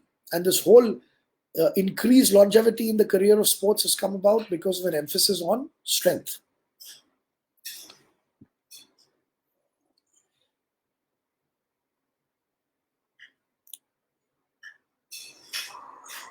Next question. Yeah. Efficacy of resistance bands in strength training. Yeah, I'm not in favor of that unless there is an absence of weights. Okay? Everybody talks about functionality, functional transfer. Is it functional? The question arises. Functional training is a buzzword. Carryover effect is another term that we keep on hearing people say. Does this carry over into day-to-day life strength? That's where I'll say that the bands will fail. The bands actually generate resistance differently. The resistance is inbuilt, inherent in the material of the band. It is the elasticity of the band that provides the resistance. When you deform a band, it wants to come back to its original length. There are different graded bands, but it has nothing to do with gravity, and that's the pitfall. Because in day-to-day life, if I pick up a cup, all right, I am fighting gravity, a resistance derived by gravity. things have weights. Things have a weight because of gravity. Otherwise, it's mass. The mass of a weight and the weight of a weight are two totally different things. Gravity makes a huge difference to the amount of weight. So the mass of the object does not change if the object is taken to the moon, but the weight of the object will definitely drop when it is taken to the moon, because the gravitational force in the moon is less. If astronauts in space stations use therabands, then I'd say they're doing a very clever thing, because there is no gravity in space stations. There's zero gravity. And body requires resistance. We benefit from our gravitational pull. So in the absence of gravitational resistance, using bands is an innovative idea. I would say good thinking. In an environment where there cannot be any resistance, you carried a material that has inherent resistance. But in day-to-day life, we don't pull at bands. We don't push against bands. We pull, push, lift objects that are subjected to gravity. The gravitational resistance has a different feedback on the body. The bands provide a different feedback to the body. As you progress in taking more and more bands, or the color-coded bands, the black standing for the highest resistance bands, let's say you go up to 2 or 3 black bands, what you will find is that your performance cannot be calibrated. You don't know exactly the amount of power that you're generating unless and until you open up books that tell you exactly how many pounds of pressure is generated when I stretch this band. I'm sure people know that they're using the black bands, that they are not using the purple bands, that they're using the green bands, but they don't know how much load they are effectively fighting against. It doesn't carry over very well to day-to-day life. And also, I see bands being used a lot for rehab. People whose neuromuscular coordination is not that good. People coming out of an injury. I don't get that, because actually controlling bands is very difficult. It's a very unwieldy kind of a resistance. And when you have 1.25 pound dumbbells and all that, just holding a dumbbell doesn't mean you're doing something very severe. People don't think objectively. So if somebody who's coming out of an injury, if he's seen with a tiny dumbbell, he's like, oh, hey, no, you're getting into weights too fast. And it's a tiny little dumbbell. In fact, if that person is doing, let's say the person is taking 5 pound dumbbells and doing a chest press. Again, somebody will come and say, why are you lifting weights so soon after your injury? He's lifting 5 pounds. The same guy, if he's seen doing push-ups, nobody will say anything. Push-ups is fine after an accident, apparently. What they have to understand is that when a person is doing a push, say an 80 kilo person is doing a push-up, he's subjecting his pectorals, deltoids, and triceps to at least, so even if you take into account the fact that his lower body is resting on the ground and that he's linear, or rather parallel to the floor, he's at least subjecting his pectorals, deltoids, and triceps and the joints of the elbow and the shoulder to at least about 60 kilos. So those joints being subjected to 60 kilos is fine, because it's body weight apparently. But taking 2 5-pound dumbbells is, too much. He should not be doing it. Loss of objectivity. This whole fear against weight training. Phobia. Irrational fear against weight training. So I am not I'm not in favor of bands, because the resistance does not come from gravitational pull. That's why. What's next? Next question. Yeah. Your take on kettlebell training versus conventional strength training. Kettlebell training is weight training. Kettlebell, dumbbell, kettlebell, it is a weight. It is a a weight shaped in a particular way that lends itself well to swings, which is not something that we do with the barbells and the dumbbells. But kettlebells application and the real benefit. So I'm also going to be training, we're going to be having kettlebell workshops as continued professional development for our students. I do believe that kettlebells have a lot to offer, but I'm 100% sure that you cannot say that kettlebells will replace everything that the dumbbell and barbell does. I've seen people who do kettlebell swings with a dumbbell because kettlebells are not available. Actually speaking, the dumbbell, the way it is shaped with weight on both sides, doesn't lend itself very well to swings. The swing basically requires an object which you can hold, a handle, and then the entire mass of the object lies at the other end, which is a classic kettlebell. In the dumbbell, where you hold, there are weights on both sides of the hand. In the kettlebell, where you hold, the weight is only on one side of the hand. That kind of an object actually flies very well. It gains momentum and can fly up very well, and hence lends itself well to swings. The thing is, just as we accept that there are barbells and there are dumbbells, don't think kettlebells is an answer or a replacement to barbells and dumbbells. You cannot do a clean and jerk with dumbbells. You would be wrong to do squats with dumbbells. So barbells has its place and applications. There are a lot of exercises that lend themselves well to dumbbells more than barbells. They use dumbbells. And there are exercises like the swings that you'd better do it with kettlebells if they are available. But don't use kettlebells. So fans of kettlebells. So whenever you become a fan, you lose reason. And you start doing things not objectively. So if a person is completely sold on kettlebells, what he does is chest dumbbell press also he'll do using kettlebells. That's a complete misuse and a waste of kettlebells. You don't do chest presses and overhead presses with kettlebells. You do kettlebell snatches, which are different to the barbell snatches. You would do kettlebell cleans. You would do mainly kettlebell swings, which sort of provides the body with a different kind of a resistance, albeit from gravity, but a different kind. Kettlebells are held with your hands, but never mistake them to be active upper body movements. They're not.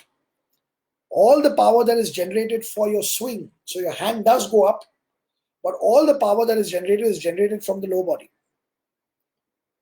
You're not doing a frontal raise when you're doing a kettlebell.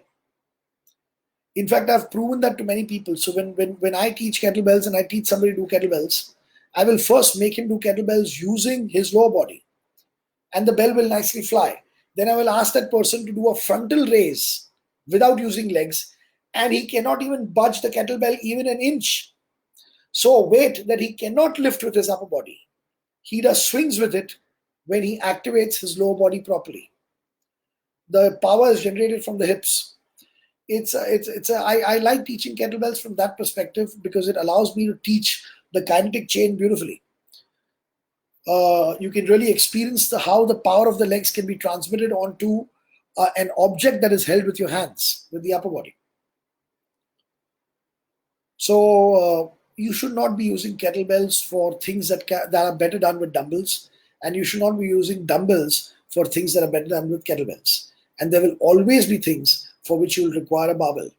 Barbell, dumbbell, and kettlebell should form the free weight section of any commercial gym. And you can incorporate kettlebell training along with your barbell and dumbbell training. That's how you should be doing it, not just solely kettlebells. All right, next question, Arjun. Do we need to do specific core exercises despite being able to deadlift or squat 1 to 2 times the body weight? This is a K11 student for sure.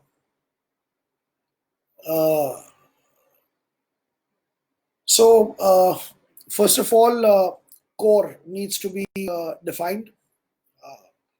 Core basically means So you all have heard of the core sector: infrastructure, electricity, cement. These are core structure, core areas, road building. So core basically means the center of it all, the core of the earth, again, center. So core is not really an anatomical term. Okay, core is basically the English word has been used to give importance to a set of muscles that are termed as the center of the body. Location wise, also they are the center of the body, and they've been given a lot of importance from the point of view that if you don't have core strength, you cannot do anything and all that. First of all, roadside laborers have a lot of core strength and they have no idea what the hell core is.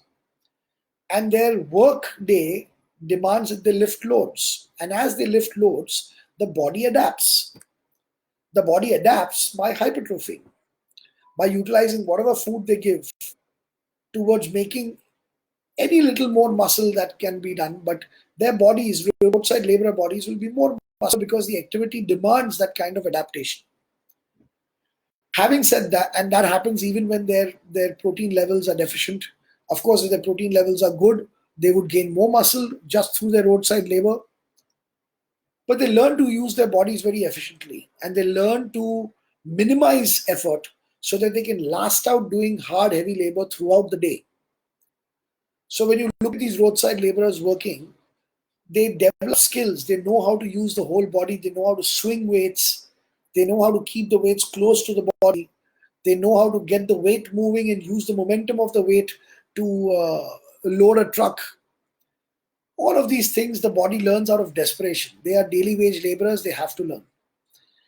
As their work capacity increases, so does the core or the abdominal area and the lower back area and all that area that is called the area between the rib cage and the pelvic region. That empty area where there is only the spine, that area and all the muscles in that area are termed as the core.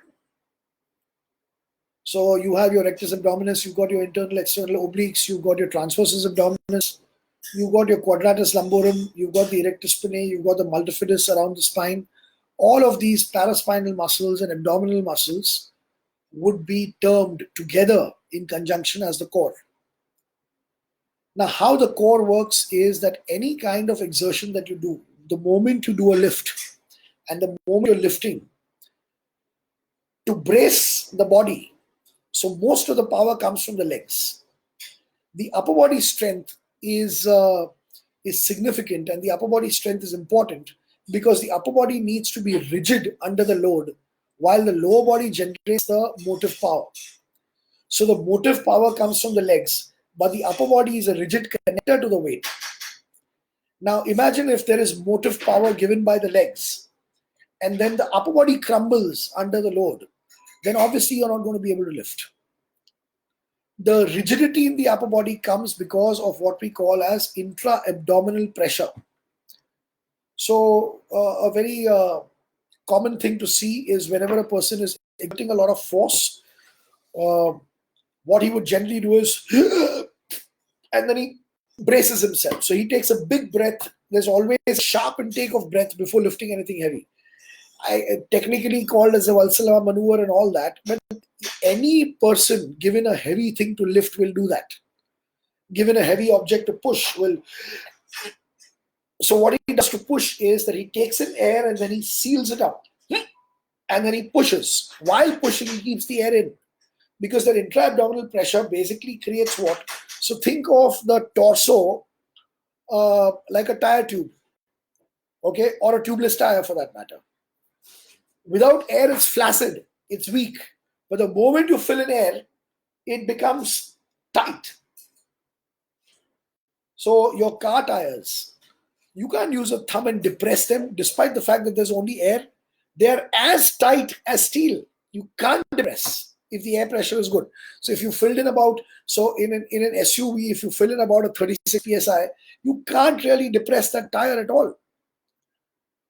You hit an iron bar on that tire and it bounces off. Boom. There's no way that the iron bar can make any difference to that rubber. Why? Because there is air between the rim and the surface of the tire. Compressed air has tremendous amount of strength. To understand the strength of compressed air, the example that I will give you is the ideal example to give. What is a tubeless tire? What are the components of the modern tire that we now know of as, or the modern wheel? So your car wheels, or your, let's take a truck wheel. What are the components? There's rubber, so the tubeless tire is rubber, and there is steel. The rim is steel. The weight of the truck is tons and tons. If the tire is deflated, that means there is no air in the tire, and you run the truck, within seconds, the rim will cut the rubber. So the tire will be shredded within seconds because the weight of the truck is too much. You drive on, irrespective of the rubber tearing. The metal of the rim will start sparking. There will be sparks because of the friction, and you'll see that metal also bending. So even that metal does not have the strength to keep the does not have the strength to bear the weight of the truck while moving. So if there is no air between the rubber and the rim, within seconds you will destroy the rubber, and within a minute you will destroy the rim. How come the rubber and the rim gain so much strength? Only by just putting in air. So when air is not compressed, we say, how can air have any strength? But when it's compressed into a chamber, that air has got tremendous strength. It is because of the air in the tires that the rubber and the rim are remaining intact despite tons and tons of steel riding on them. What gives the rubber and the rim the strength is the compressed air inside. Think of your upper body also like that, like a tubeless tire. Now that you know that compressed air can carry the weight of a truck, now you know the power of compressed air when you can breathe and you lock it in. So instinctively we do that. But then again, we are taught wrong in the gyms, where exhale on the way up, keep breathing. That's not how you lift heavy loads. For lifting heavy loads, you need to have compressed air in what you call as your core. So what does the core do then? The core basically handles the intra-abdominal pressure. That means that when you, normally you are all about keeping your tummy in, tummy flat. Remember one thing, that intra-abdominal pressure will push the tummy out. So if a person is technically correct in lifting and he braces himself properly, that is, takes in air and then keeps it in while lifting a heavy load, his upper body becomes very rigid, like the tire of a truck, and the abdominal wall will be pushed out. It will be pushed out during the lifting. The abdominal wall is your rubber of your truck tire. If the abdominal wall or the truck tire rubber has worn off, has lost its thickness, it's overdone, it's become bald, then what will happen is, when you put in compressed air, that compressed air will be too much. So what happens when you hear a tire burst on the highway? So what happens is that you've put in a particular amount of pressure per square inch. So particular amount. Now on a hot day, what happens is the air inside expands. Now under normal circumstances, with a healthy rubber, a brand new tire, nothing happens. It can handle that added pressure. But if it's a very old tire that is worn off, the rubber has become weak. And hence, as the air expands because of heat, and obviously running of the tires also warms them up, heats them up, it's going to explode. A weak core, the core of your body, that is this particular area, doesn't need to be taught how to react under load. That is literally parasympathetic. It is something that will happen automatically.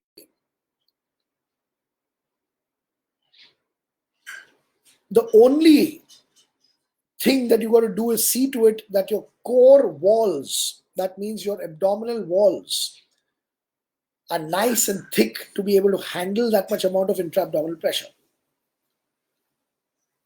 The danger of a weak core is herniation.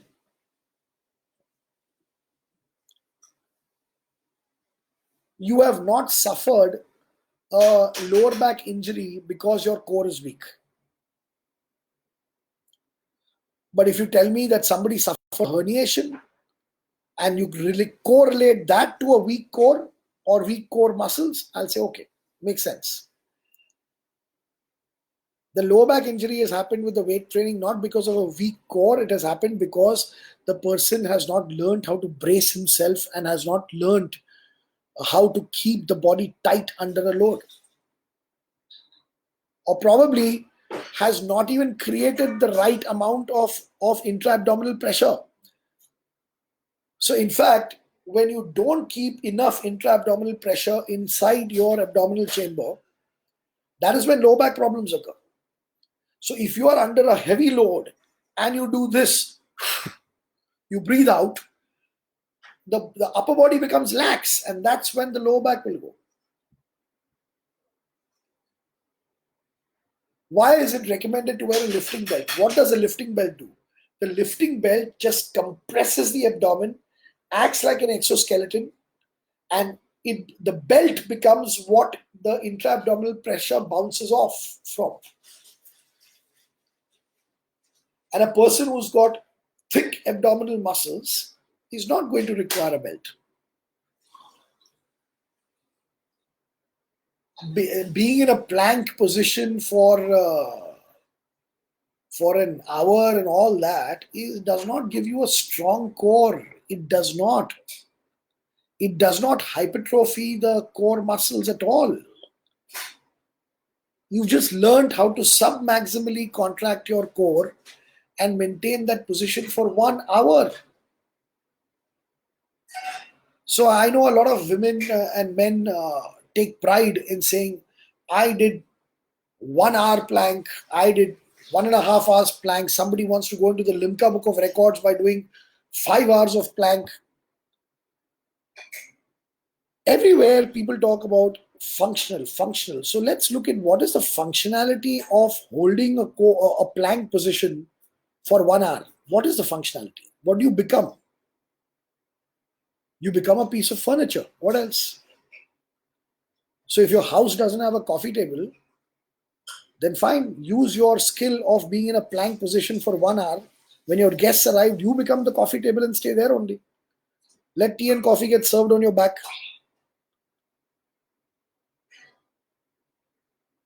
Don't abandon logic. Now again, getting your name into Limca Book of Records, you can do with the most illogical things also. You can have your nails bloody 10 feet long, and that also gets you into the Limca Book of Records. But if you talk about actually a functional transfer, the plank has none. To teach the body some amount of stability for a certain amount of period, it's fine. But here the question was, if somebody is taking twice body weight in a squat and thrice body weight in a squat, does he require to do core work? Absolutely not. But that is after the hypertrophy of the abdominal wall has happened. As a beginner and an intermediate, it's very necessary to do abdominal work. And the full focus of that abdominal work should be to build thick abdominal walls that can handle more and more of intra-abdominal pressure. The skill and the ability to brace oneself, the body already knows. The moment you pick up something from the floor, the body will activate intra-abdominal pressure. The Quadratus Lumborum, one very, people like to show off their knowledge of anatomy by taking the names of these muscles that cannot be seen. They're deep. So somebody will try and impress you by talking about the multifidus. Now the multifidus is only one. There are many. So the person should actually be saying multifidi, which is plural. The whole vertebrae has got a cross stitching. So every vertebrae is stitched to a vertebrae that is above it, and another one above it, another one above it. So from the transverse processes, to the spinous process of one vertebrae to another, you'll find these cross stitches. Basically, the spine has got all these stability features.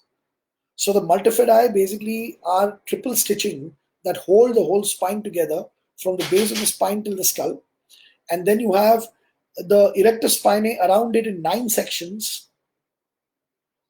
So all of these things are basically padding and strengthening of your spine. These things are there for the integrity of the spine. Then from the iliac crests of both sides of the hip, there are these 2 muscles that go in tangentially and attach to the spine. They're called as Quadratus Lumborum. They're like drawbridges on both sides. So if you look at the Mumbai Worli Skylink that is there, Sea-Link that is there, the mid-mast is held together with cables. So the Quadratus Lumborum also holds the spine together from both sides of the hip. All these muscles are not muscles that you can activate with voluntary thought. You cannot. They're all deep muscles, and they all become tight the moment you are under load. They already know how to become tight the moment you're under load. They also increase in thickness as you take more and more load. So when you do things like the squats and the deadlifts and the bent over rows, all those things are more than enough for the deepest of the muscles to keep becoming bigger and bigger. Way, way better than a plank can. And then what happens is you do specific abdominal work to start thickening the abdominal walls. You have to find innovative ways of adding resistance. No muscle becomes thicker by doing some low intensity 100 repetitions. You should be paying attention to the load or the contraction per repetition. So it's okay if you're generating a very high level of intensity. It's okay if you cannot do more than 10 crunches. In fact, you should try ways and means of adding more resistance to the crunch so that the rectus abdominis thickens, the external obliques and the internal obliques thicken. So there should be some rotational movement against resistance. There should be some lateral movement, lateral flexion against resistance. There should be forward flexion to shorten the rectus abdominis. The transversus abdominis, which is again touted, the TVA, it does not require activation. And you cannot even activate it, and you cannot even contract it. It's not possible only. And I know, Pilates is a very nice form of exercise using body weight, and some of the Pilates instructors who are, so it's a surname, Joseph Pilates, he's the founder of that form of exercise. There is a yoga element to it, plus he's added some of his own.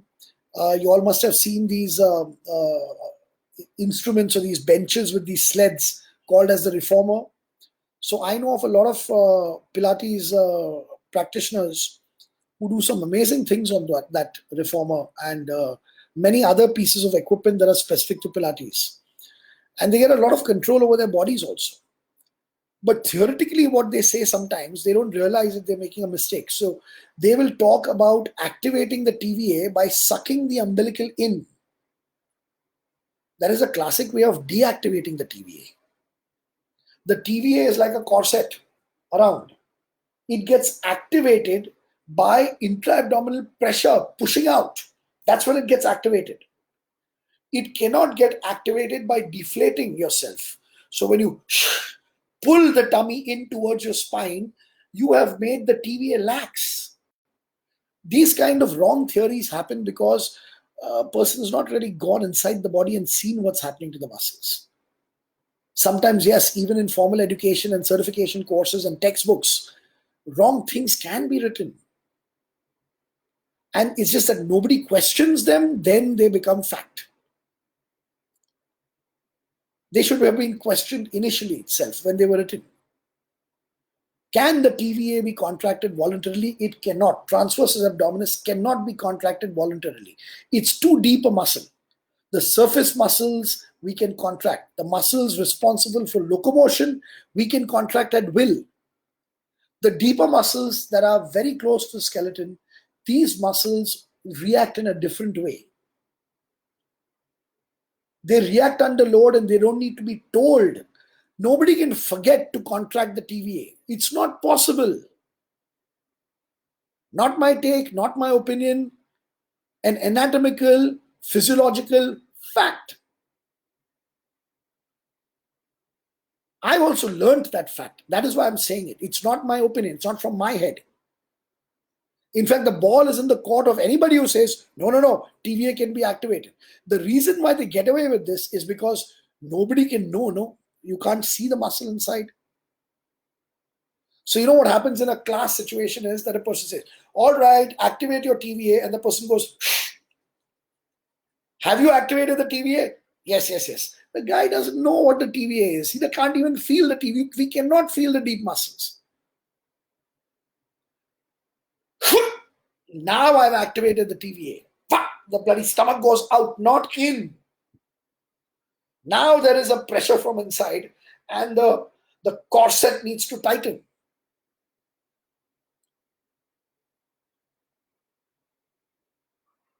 Next question, sir. So I'm talking from the core point of view. The core specific work you should do is with resistance, crunching, either forward or reverse. The frontal abdominal wall needs to become thick. Add resistance, weight, keep the repetitions less than 10. You should be doing lateral flexion against load for the external oblique. You should be doing rotational movements against load for external and internal obliques. Transverse, leave it. All your heavy lifting will work the transverses. Quadratus lumborum, again, the moment your spine is loaded, the quadratus lumborum contracts and tightens up so that the spine stays in place. Neutral spine. The multifidi, you cannot not contract them. They'll contract on their own the moment there is load on the spine. The erector spinae will immediately contract the moment you tighten up under load. And that's the core for you. And then when you're performing exercises and lifts, it is important to see to it that your biomechanics are so efficient that your core is not challenged. When you mess your biomechanics, that is when you activate the core a lot, and the core has to work double time. If your core is working a lot, it means that your biomechanics are wrong. It means that your center of gravity has moved to the periphery of the base of support. So as it moves to the periphery of the base of support, you become a lot more unstable, and the load on the core to keep you stable increases. Whereas if you learn correct biomechanics, the S2, which is your center of gravity, your second vertebrae of the sacrum, that center of gravity goes bang in line with the center of the base of support, which is your cuboid bone of your foot. So you'll find yourself sinking right between your feet. The hip will be right over your ankles, and your upper body will be completely upright at that time. And there will be minimal load on your core, and you will be able to efficiently lift a lot of weight. Instead of that, if you squat wrongly, that is, don't allow the knees to travel forward, the hip gets pushed back, then you get locked at parallel, you cannot break parallel, and the upper body then has to compensate by coming forward. Then the squat starts looking like a good morning, and there is a lot of load on the core. A lady who had that problem, she used to squat down, raise her butt, knee would extend, hip would not extend. She would literally look like she's doing a good morning. She asked me, KAIZZAD, does this problem occur because my core is weak? Is that why I bend over? I said, no, your core is very strong. It has become very strong over the years because you squat wrong, and you've been squatting wrong for so many years that your core has gained a lot of strength, but you've not learned how to squat efficiently. In fact, I told her, if you had a weak core, the way you're squatting, your biomechanics of a squat are so wrong. If you had a weak core, you would have injured yourself long time back, and you would have folded, and you would not be able to do a successful rep. The fact that your bloody upper body is all bent over and you're still managing to stand up, and you've been doing that for years, means that you have an exceptionally strong core, but your biomechanics are inefficient. You're unnecessarily loading up the core. I learned, and these things are biomechanics. This is something that transcends disciplines. It's whether it's weight training, whether it's horse riding. Why am I taking up horse riding? Because that's another place that I have horses. I'm fortunate enough to have horses, and I did on my last horse, who's no more, but I used to ride that horse a lot. And while people were teaching me to ride, uh, some very, very experienced riders, and of course, they are experts in riding. But again, being an expert in riding, you also need to be an expert in biomechanics. You need to understand these concepts. So I was always told while riding a horse, and I wasn't surprised by that because it's such a buzzword. It's all about the core. It's all about the core. Horse riding is all about the core. Horse riding is not about the core. No activity is about the core. In fact, it becomes all about the core when you cannot sit on the horse properly. So the horse has a bounce and you're supposed to flow with the horse. And if you're going against the horse, then the horse is going to bloody bounce you around all over and you're going to feel like you're going to fall. So as you struggle to not fall, bam, bam, bam, the bloody core keeps on exploding in contractions because you're trying to hold yourself on the horse. Whereas an experienced rider is moving with the horse. His body has learned how to move with the horse. He's in tandem with the horse. He's rhythmic with the horse. And at that time, the core is not challenged at all. The wrong horse riding will challenge the core tremendously in a desperate bid to not to sort of prevent you from falling off the horse. And once you learn how to ride the horse beautifully by being one with the horse and moving with the horse, that is when your core is going to be nice and dormant. It can never be relaxed completely, but you don't need to keep it activated. It'll keep working absolutely and completely being controlled by the demands on the body. For instance, if the horse while riding throws me slightly here, then the core will work towards getting me back here. If the horse suddenly goes on a gallop and I go back, the moment I go back to again come back, I have to use my core. But if I'm ready for every move that the horse makes and I'm moving with the horse, then my core doesn't need to involve itself to that extent. So I hope I've been able to, and again, this is not my take, this is not my opinion.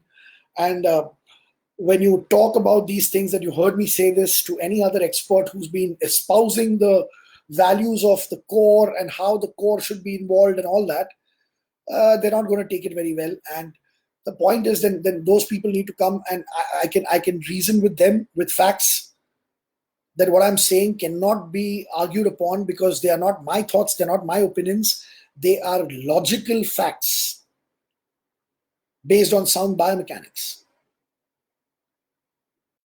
Learn correct biomechanics, and the core will be appropriately strong to handle whatever loads. Don't learn the correct biomechanics, you better have a strong core, because you are going to end up bloody challenging your body. The body is going to be fighting the weight all the time. The body is never going to be centered properly. The center of gravity of the body will always be at the periphery of the base of support. You know what happens if the center of gravity of the body goes beyond the base of support, correct? You fall. So if you've not fallen, but you're struggling, obviously the center of gravity is near your toes. But the only reason why you haven't fallen is because it's not gone beyond the toes. Anybody who's learned physics in school will understand this. So everything that I'm saying is, again, not my theory, not K11's theory, not it is physics, it is stability, it is a center of gravity, base of support. Okay, next. What is the right age for children to start strength training? Whenever they want to. Don't force a child to strength train. But if a child wants to strength train, consider yourself to be a lucky parent and just nudge him with the right amount of encouragement.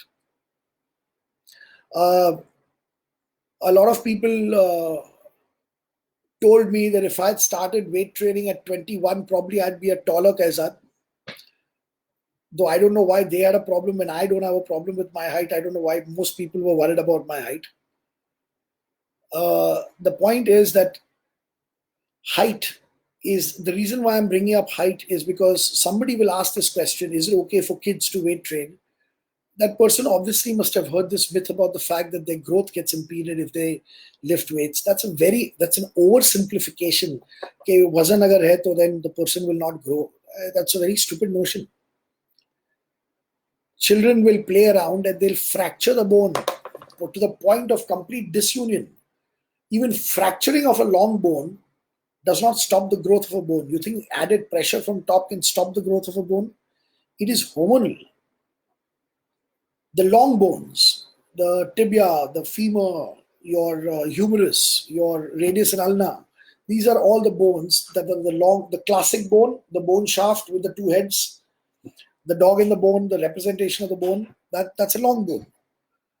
Well, there are epiphyseal plates, growth plates at the ends of the shafts, just below the head. And these plates basically elongate the bone.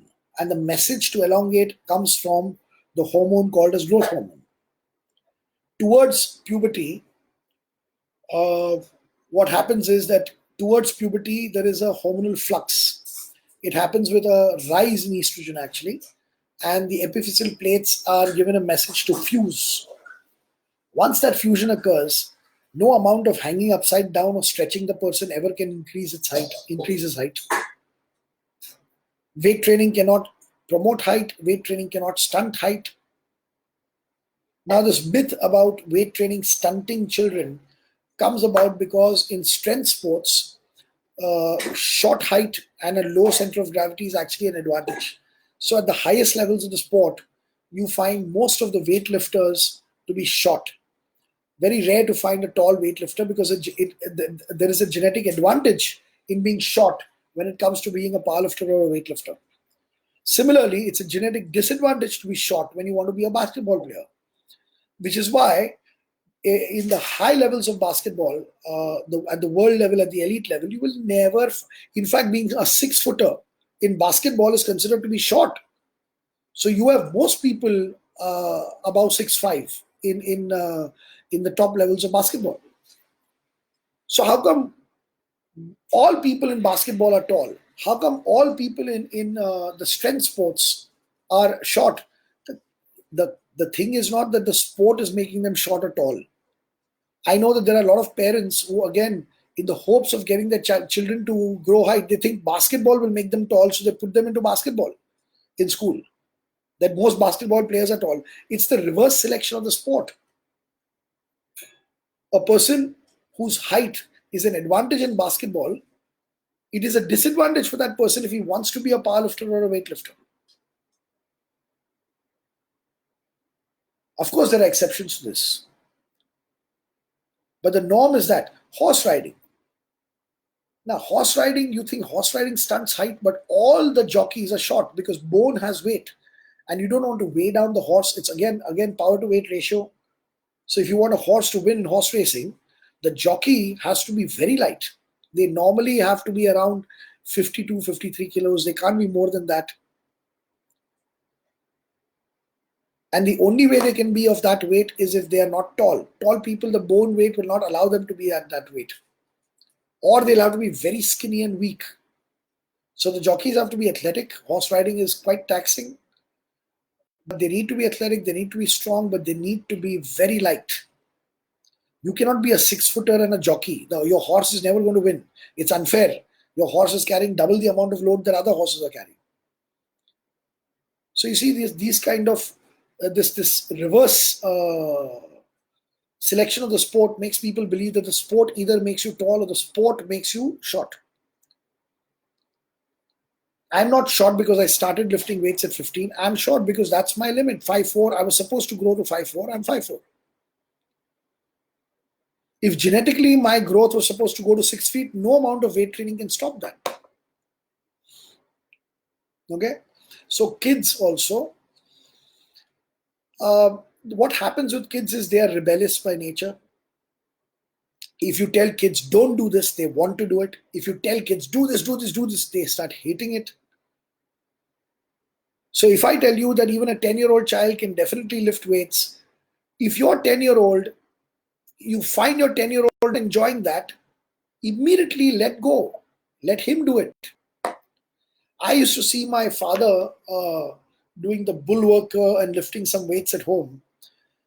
And I would always get attracted to that. So I would join him in doing that. Now, those were my first introductions to a workout.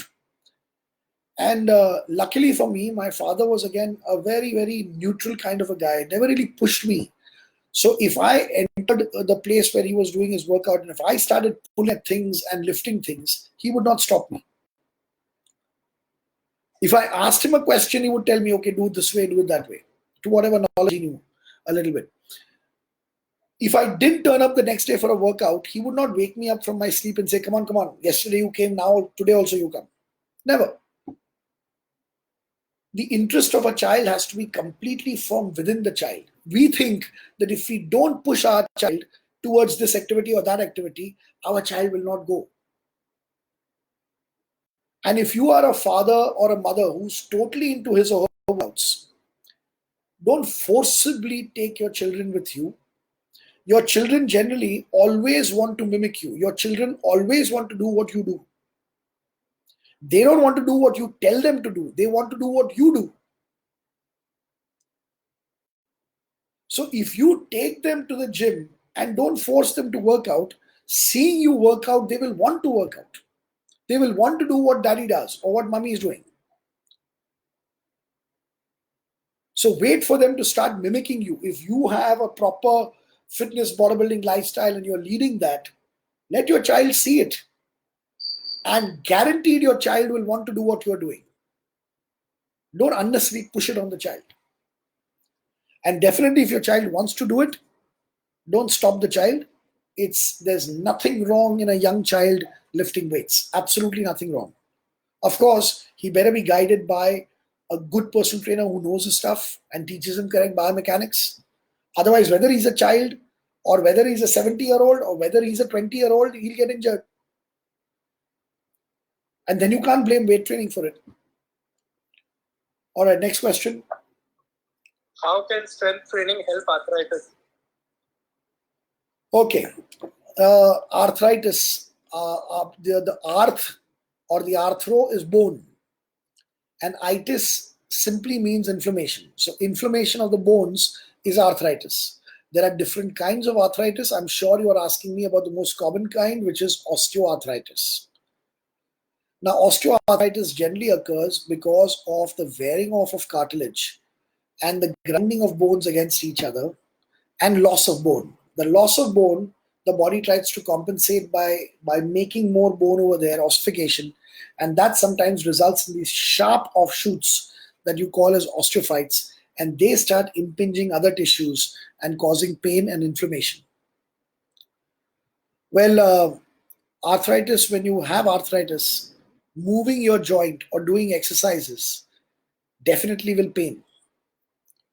But it's something that you have to bear through. Because if you get scared of the pain or you think that the pain is increasing because of my activity and you start reducing activity or you eliminate all activity, remember that your body will weaken very fast. And by staying away from weight training, nobody cures arthritis. I'm not saying weight training cures arthritis. Remember that. But remember that you can have arthritis with weak muscles around it, or you can have arthritis with strong muscles around it. You choose. According to me, a person who's arthritic should definitely see to it that neuromuscularly he's strong. But unfortunately, what happens is that when arthritis happens and then when there is pain, we completely and totally misunderstand this pain, and we think that the exercises will worsen the problem. Initially, it might feel like it's worsening the problem because the pain may be more. But over a period of time, if you can bear that pain, and with arthritis, there are waves of discomfort. So there is exacerbation, then there is recession of the pain, not just in rheumatoid arthritis, but also in osteoarthritis. So when it's hurting a lot, don't train. Use a lot of, so one advice I'd give you is that if you get the right curcumin extract, which is basically haldiga extract, that is turmeric, if you get a supplement for curcumin, I think Vitrovia used to have a product called as Osteotriflex, which is now rebranded and reformulated into a product that is called Megakirk. Yeah, Megakirk is the name of the brand, and that has got two big anti-inflammatory weapons nutraceutically. It's got curcumin in good doses, curcumin extract in good doses, and it also has the EPA dominated EPA DHA essential fatty acids, which also works towards an anti-inflammatory effect. So Megakirk is a good supplement to have for osteoarthritis because it really reduces inflammation down. The non-steroidal anti-inflammatory drugs like Combiflam and all that also effectively bring inflammation down, but they're very stressful on the liver, very harsh on the liver. And luckily for us, this curcumin extract is not something that is mild just because it is nutraceutical. If you take the right dosages, it can be very effective towards curbing the pain. And then a person with osteoarthritis must strength train to see to it that the osteoarthritis is not then let down by an atrophy of muscle over a period of time, because then it's going to get 100% worse. So sometimes when a person works out and the joints pain, he doesn't feel like working out, but then the joints pain doing the smallest of things in daily life. So sometimes you've got to take the bull by the horn and take charge. Now, if the medical fraternity tells you that, no, you should not weight train, then you must always ask the medical fraternity, fine, I will take your advice, I will not weight train. What is the period of time that I should not weight train? He says, for life. Then you say, okay, agreed, I will take your advice. I will not weight train for life. When will this heal? He will 100% tell you this is not going to heal. When there is no solution that the medical fraternity is providing, then take charge of your life. Because when he's saying that this does not heal, that you will have to live your life now, accepting the fact that you've got osteoarthritis, then at least understand, then accept the fact that you will have osteoarthritis, and then understand this logic that what the doctor is saying is correct. Osteoarthritis will not go, but I cannot afford to have osteoarthritis and be muscularly weak at the same time. So that's the logic here. Right, next. So there are just two questions left. The rest you covered most of your, they're just repeats. Right. The next one is, how do I judge if my trainer is teaching me the correct form and technique? Oh, difficult one. How will you judge? Okay, all right, there is a way to judge. Okay. Say that before you were trained by a personal trainer, you were training on your own, right? And you could manage to take, say, 2 10-pound dumbbells and do dumbbell presses, as an example, right? And with 10 pounds, you could manage to do only 8 repetitions. All right? If I'm your trainer, I will see the biomechanical mistakes you're making, and then I will correct them. And once I correct them, you will start banging out bloody 20 reps with that same 10 pounds. And I will then make you go from 10 to 15, 15 to 20, without touching your hands or carrying that weight for you. I will teach you how to, and I will simplify things for you. And the weights will now feel lighter because I will teach you the correct technique. If that is happening in your training, then there is a very high chance, because a weight cannot be made to feel lighter. In fact, your wrong technique has made the weight feel heavier than it is. And hence, when you do it with the correct technique, that weight actually becomes the appropriate weight for you. And it feels lighter. It feels lighter. It was always 50 pounds. But those 50 pounds, your ability was to do 10 repetitions with 50 pounds, but you could only do 5 reps because your biomechanics was wrong. So when somebody corrects your biomechanics, your strength performance is supposed to shoot up. If your strength performance shoots up, not by that trainer holding the weight behind you, shouting things like easy, very good, very good. Instead of that, if the person is just teaching you the right technique, and because of his right technique, your movements become faster, more explosive, the range is better, you feel in control of the weight starts feeling lighter. All these are indications that your trainer is now moving you from earlier inefficient biomechanics to efficient biomechanics. Steer clear away from a trainer that tells you, so supposing now you are pressing 50 pounders. The trainer comes and tells you that, listen, I will show you a way of doing this where 50 pounds kya, 5 pound bhi tumko bhari padega. That is the exact opposite of what a trainer should be doing to you. What does he mean by telling you that you are taking 50 pounds, but now I will show you how 5 pounds can become heavier than 50 pounds? The only way you can do that is by messing up biomechanics. So there are people who say that use less weight. I will make that weight seem like 10 times more. That means that the person doesn't understand only the essence of strength training, doesn't understand efficiency, and steer clear of people who don't understand efficiency. It's one thing that everybody needs to get a hold of: efficiency. Give only that much that is required. Don't give more than what is required. Small input, maximum output. That is what you should be aiming for. And unfortunately, what trainers tend to teach you is maximum output, small input. Maximum input, small output.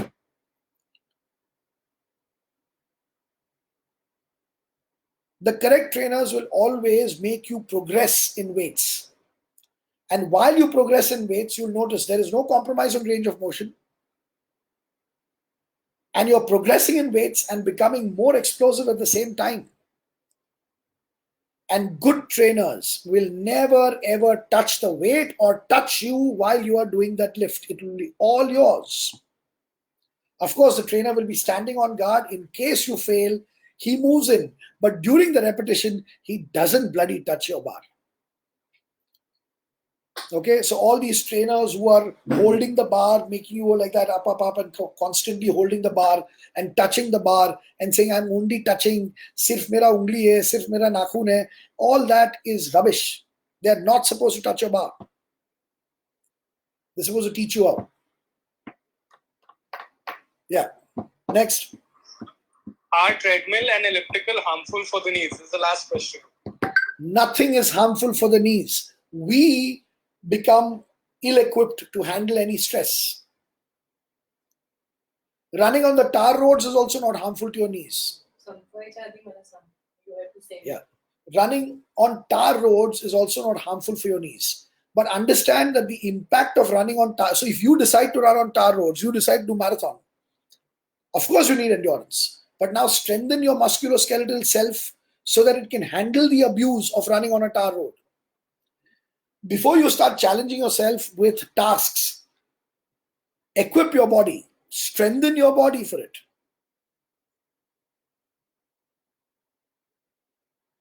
Driving fast is not bad for your tires, but if you use inferior tires and drive fast, they'll explode.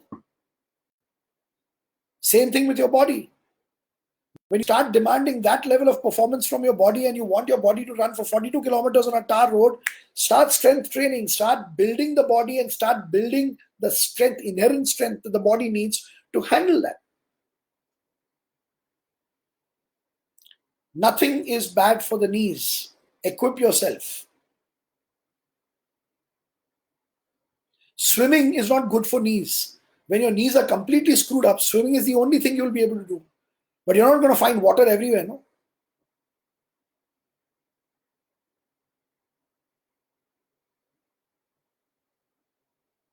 Arjun, are we done? Yes, sir, we are done. That is the last question. All right. And there are some questions here that I was seeing people also type out. Right. So there is Usha Chandani. I'll call you. We'll call you. Yeah. There is Usha Chandani who said, please can you answer how long can one continue doing a same workout without a change? Doesn't the body get used to a particular workout? Absolutely not. Usha, the body does not get used to a particular workout regime. The body gets used to a particular load. If you keep the load the same and keep changing your workouts, that doesn't mean anything to your body. The body does not adapt to a particular workout regime. The body adapts to a particular load. So progressive load has to be initiated, maintained. All right. And as I said, there is always one ideal workout. And the most ideal workout based on logic and based on minimizing overlap to maximize recovery.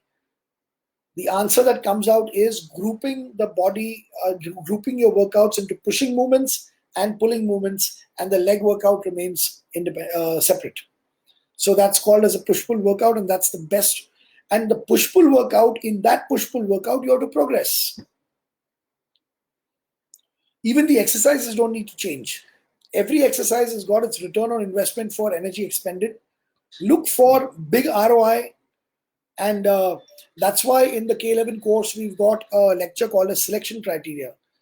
How do you select? There's so many exercises. How do you select? Well, there are, once you understand the concepts very well, you can use those concepts to do a scientific analysis of which is the best exercise for a particular task, and then you stick to that. You stick to it, you master it, and then you keep progressing in it. The body does not get used to a particular workout. The body gets used to a particular load. In the absence of progressive overload, 1,000 different workouts cannot make any change in the body. So that is your question. Should all carbohydrates be eliminated? There is no need for carbohydrates. That's another very long lecture as to why. So when there is no need, there is no need.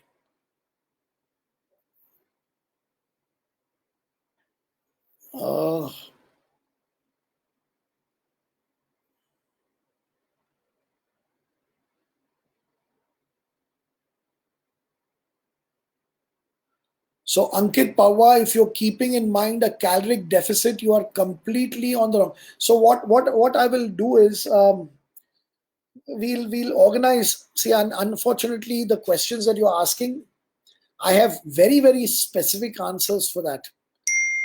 But they are extremely long answers, and a lot of examples need to be given. I'll make a statement right now, Ankit, and I'm sure that your first reaction will be to reject it. And I won't blame you with the amount of brainwashing that goes on. First of all, a caloric surplus is impossible for the body because leptin and ghrelin are the hormones that take care of the fact that there will not be a caloric deficit and there will not be a caloric surplus. But leptin and ghrelin are blunted and they don't function properly when the body is being doused with a lot of sugar.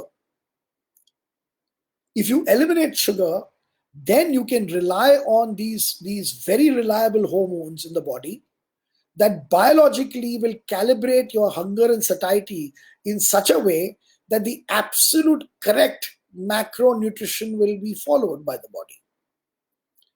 No dietitian in the world, no medico in the world, no scientist in the world can tell you exactly how many calories you require in a day better than leptin and ghrelin. But for leptin and ghrelin to work physiologically, you first need to remove exogenous intake of glucose. All very weird concepts for people, but they are not. What is weird is that when the body is capable of manufacturing glucose so beautifully, and glucose being non-essential, we are constantly dumping glucose from our mouths exogenously. That is what is weird. What is weird is that obesity has now creeped into everybody. Every second person on this planet is fat and obese, and yet people are not recognizing the ills of the diet that is being propagated through conventional wisdom. That is weird.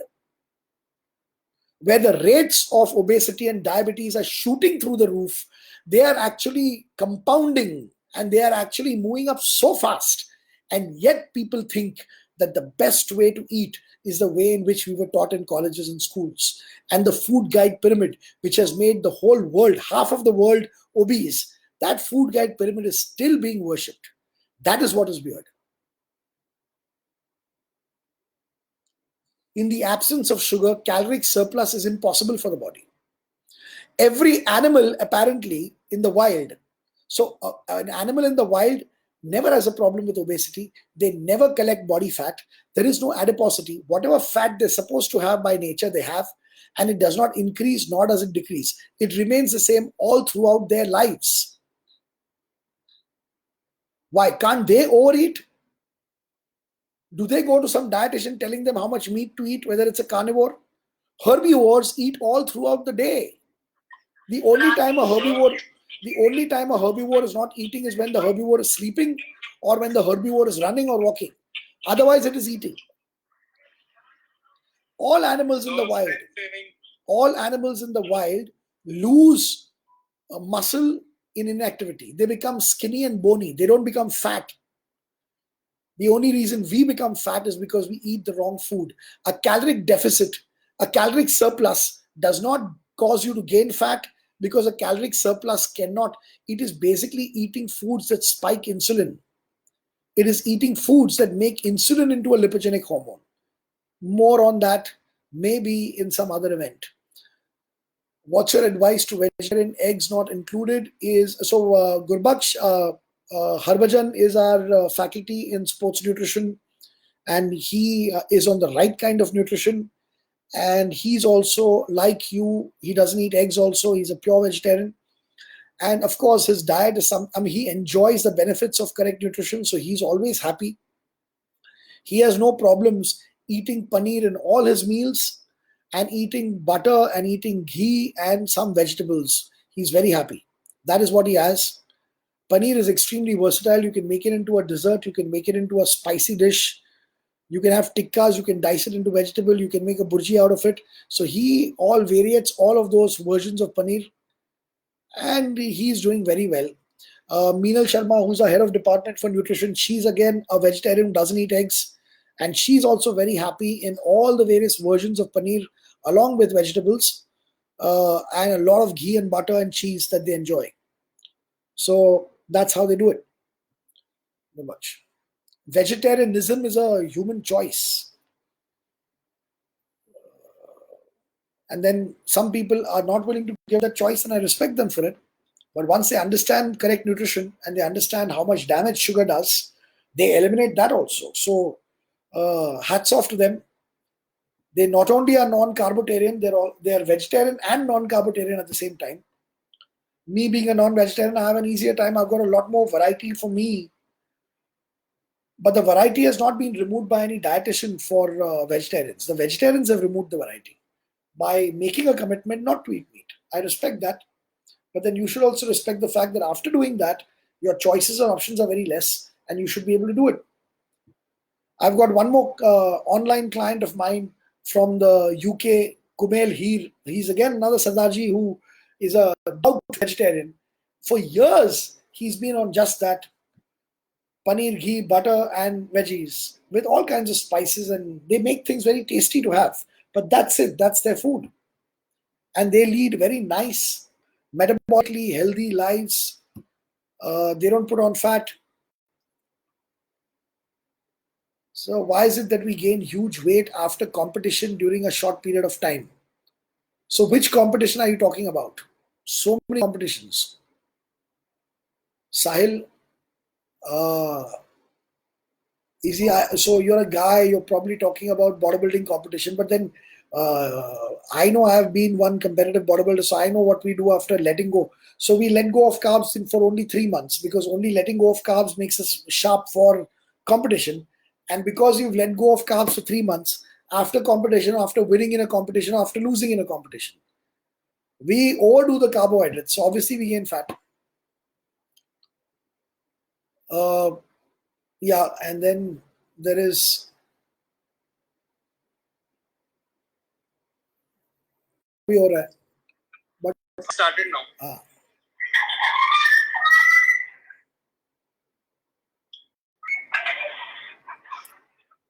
Again, it's scrolling, it's not moving fast. It's gone. Now it's come back.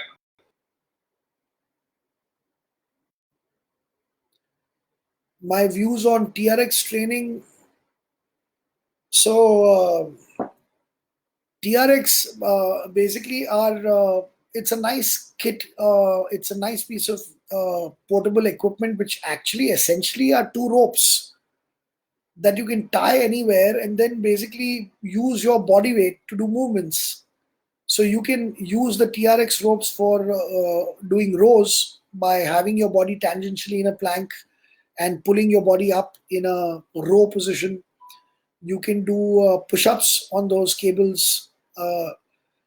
Basically, if you've seen these videos of people tying up towels inside on their door and jamming the door with the towel and then holding the towel and doing it, what they are doing is essentially what the TRX does, but the TRX is a little bit more handy and it's well made and it can be hooked in anywhere, but it's basically using ropes and doing body weight exercises. So it's got its uses. You can do well on a TRX if you're a fitness professional. Then getting a TRX certificate basically adds some value to your job opportunities.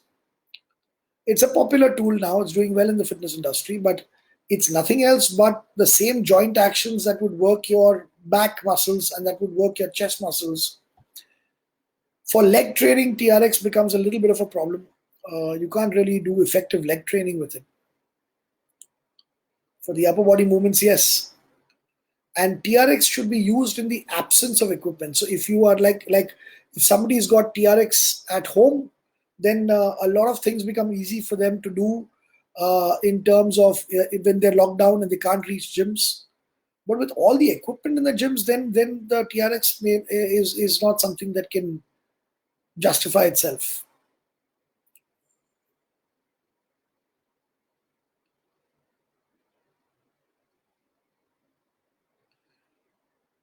Manish Singh, what if someone is having large limbs? That means you're talking about long arms and long legs. Generally, bodies are very proportionate. Very difficult to find people who have a disproportionate limb length to torso. So God also follows certain equations for making us proportionate. The tall people basically will also have the requisite amount of long arms. There have been a few cases which actually sometimes translate into major advantages in one way and major disadvantages in the other. So there are people with exceptionally long arms, and if they're powerlifters, they tend to do very well in the deadlift, but they suffer in the bench press then.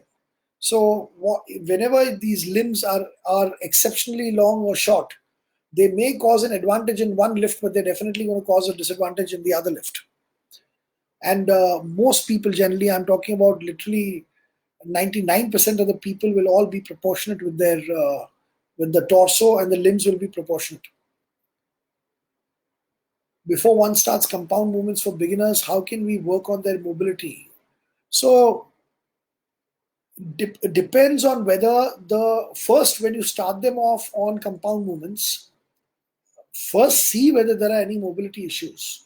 And mobility issues are corrected only by simple static passive stretches.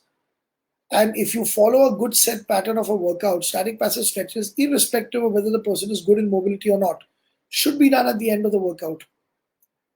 So if somebody, I've seen a lot of trainers who, when they're teaching compound movements, they don't realize that the range is restricted because the person's center of gravity, because of bad biomechanics, is threatening to go out of the base of support, and the body is actually locking itself in place to prevent itself from falling. And it represents itself as a mobility issue, but it's not. It's basically a physical issue, or the laws of physics are going against the body, and the body doesn't want to fall, and hence the muscles will sort of lock you in place and not allow you to go any further down, because otherwise you'll fall. So I've seen, so when I also train people now. I've been doing that since the past. So after I stopped my personal training career, the one thing that got me into training a lot of people was my master trainer courses, where I train. And one of the reasons why I've kept that up, and one of the reasons why I take the master trainer batches, is because I learn more from the master trainer batches than the students. It keeps me in touch with the body, and it makes me evolve in my knowledge about the human body and the way it moves. So from that perspective, so many batches I've done of master trainers. My sample group is quite large. I've trained that way probably in excess of 200 people of different varying kinds of body types, and yet I have never found a person who I could not teach full range of motion to. And the problem was never about the extensibility and elasticity of muscles. The problem was that they were not following correct biomechanics, which is why they appeared stiff. So this is something that I can prove in person when I'm demonstrating or teaching. But I have made a lot of people who reportedly thought that they had some posterior chain tightness, and I've made them sit all the way down. And they now squat fully without doing any kind of stretching. I'm not against stretching. I'm against taking mobility as, so if I cannot teach you the squat, if I'm not good at teaching you the squat, if I cannot get you to a full range, it's nice for me to say that, your mobility is bad. That is why you're not able to sit. No trainer wants to say that I cannot teach you. That is why you're not sitting down.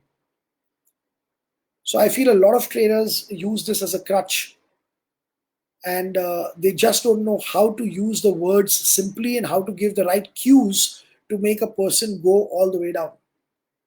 Sometimes it's fear.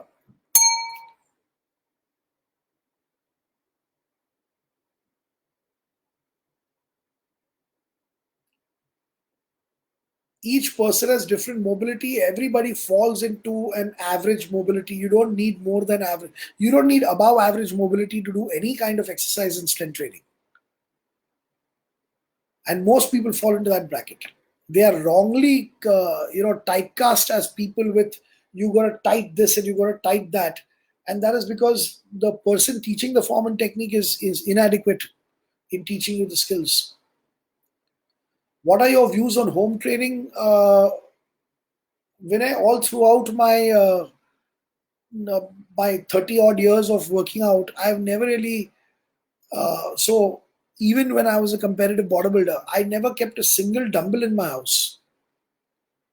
For me, I personally, now here is where the opinions come in. This is not fact. Here I'm telling you my views. You're right. Here it is my take. Here it is my views. Here it is my opinion and my preference. I prefer to work. I don't prefer to work from home. I prefer to work from office. I prefer to work out in a commercial gym, and I prefer to relax at home. That's what I prefer. I'm a guy who likes the right environments. I don't like sitting in the cafe of a gym and eating. I like going to a cafe. I don't like working out in a gym that is in a five-star hotel. I like working out in a commercial gym because my body responds beautifully to the ambient environment.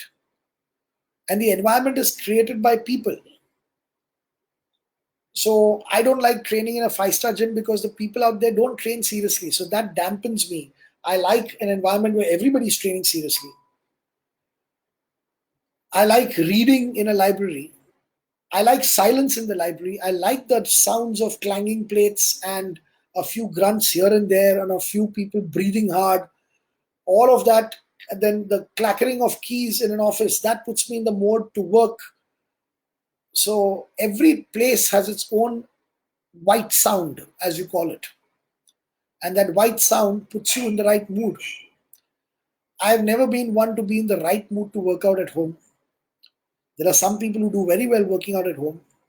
In fact, all throughout my personal training career, I have trained people at their homes, but they were people who were probably the richest people in the country. They all had homes that were in excess of 30,000 square feet. And they all had literally home gyms that I had set up for them. So they had home gyms with 1,000, 1,500 square feet, 2,000 square feet home gyms. And they had the budgets to buy all the equipment that I suggested.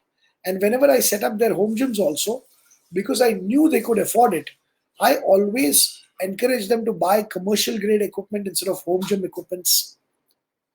Then again, home training is again about progression. How do you progress? unless you are like how my clients were, that rich with that much amount of space at home, how do you progress? You can't progress with furniture at home. You can't progress if you don't have equipment. And how much equipment are you going to buy? How much can you afford? So people who could have a very decent home gym, very well equipped home gym, for them training at home was great. Training at home was also great for a lot of people who were very unfit. But as they became fitter, then they needed to buy equipment for the home or take my services in a commercial gym. So that's my take on. And even when I used to set up home gyms for people, since they were rich, I would ask them to do interiors also. I would not make the gym room look like a bedroom that has been vacated and equipment has been put. I would ask them to give a completely different feel. And in fact, I would also make them put up a board outside, skating gym in their houses. Because when they opened that door and went inside the gym, I wanted their minds to switch to workouts. At home, there are a lot of sounds of a baby crying, a cooker whistle blowing, and ting tong of the doorbell. All those things don't allow you to generate that get into that mind frame of generating intensity. So when here are my views about all that, about home gyms.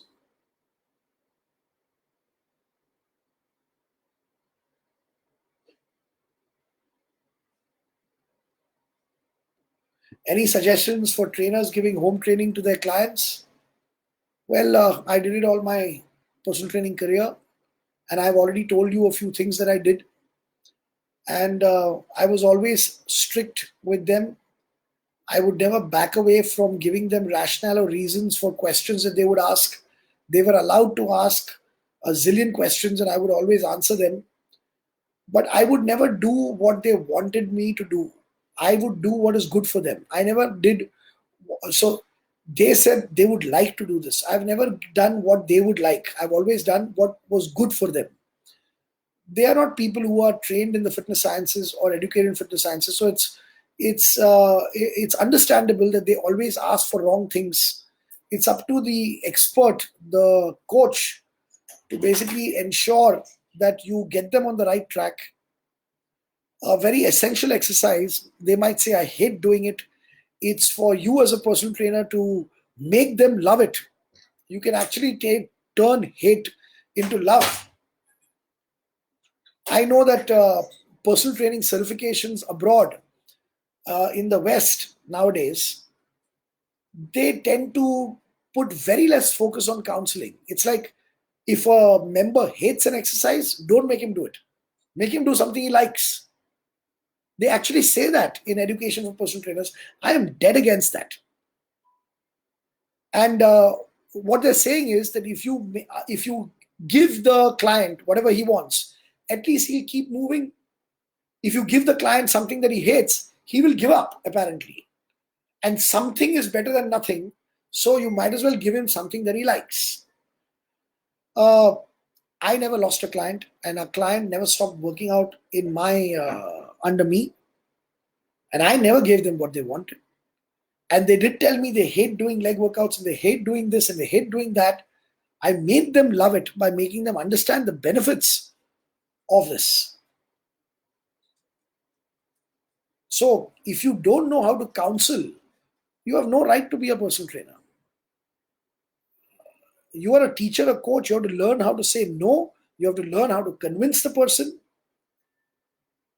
Of course, in sports, a coach just has to say no. He doesn't have to explain. The athlete has to listen to him. But as a personal trainer, you must say no and then also explain why I'm saying no, why I don't want you to do this. And your knowledge will, so when somebody says, but sir, he doesn't listen because you don't have the full explanation for it. So keep learning more. You need a hold over your subject to be able to convince a person about the right thing. Will the form and technique be different for a person who's 6'5" tall to a person who's 5'5"? Absolutely not. Absolutely not. The biomechanics are pure, they remain the same. That was Manish Singh's question. And Kushagra Wadhwa is one of our master trainers, K11 master trainers, so he has actually answered you. It remains same for everyone.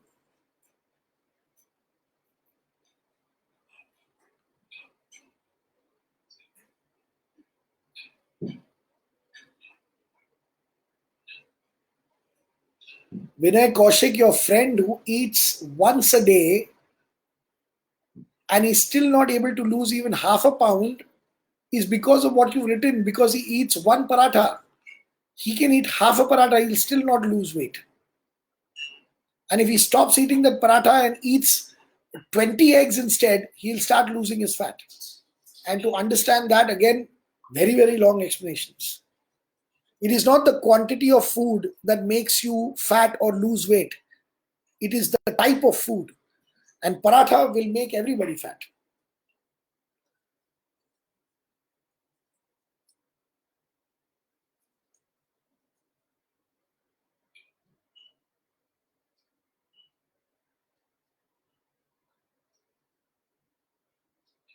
Yeah, I guess all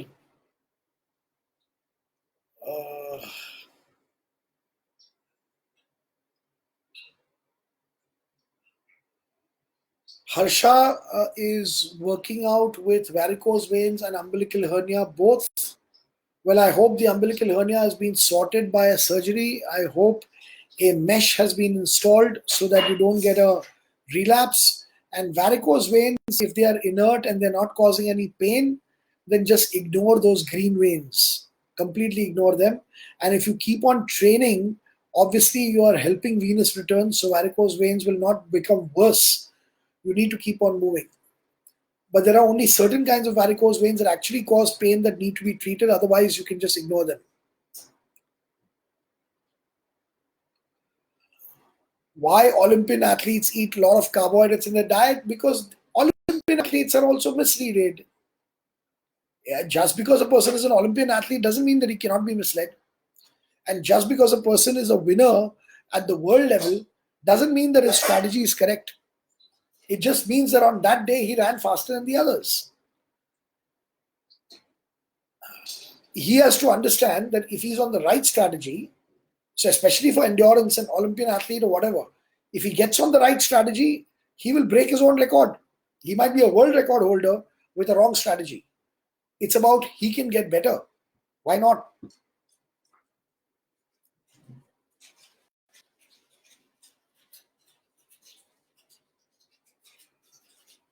What is the solution for varicose veins? As I told you, varicose veins is something that has got a surgical solution, a laser solution also. But you should go, and those surgeries are very minor. They're basically outpatient surgeries that can be done through OPDs. And also, these procedures also should be considered only if the varicose veins are painful. Otherwise, not. Again, varicose veins could pose an aesthetic problem also if you don't like the way they look, or uh, say a lady who wears skirts but then stops wearing skirts because the varicose veins are looking very unappealing. Then also a person can go and explore the surgical options. And otherwise, generally, compression stockings is something that is recommended for people with varicose veins to wear.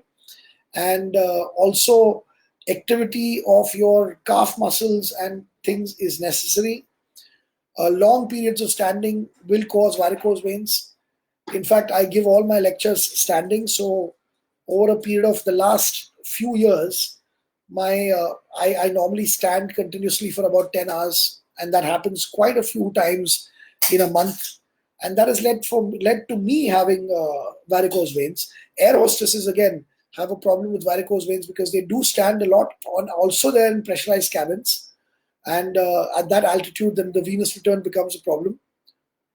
But compression stockings is one thing that is recommended for varicose veins.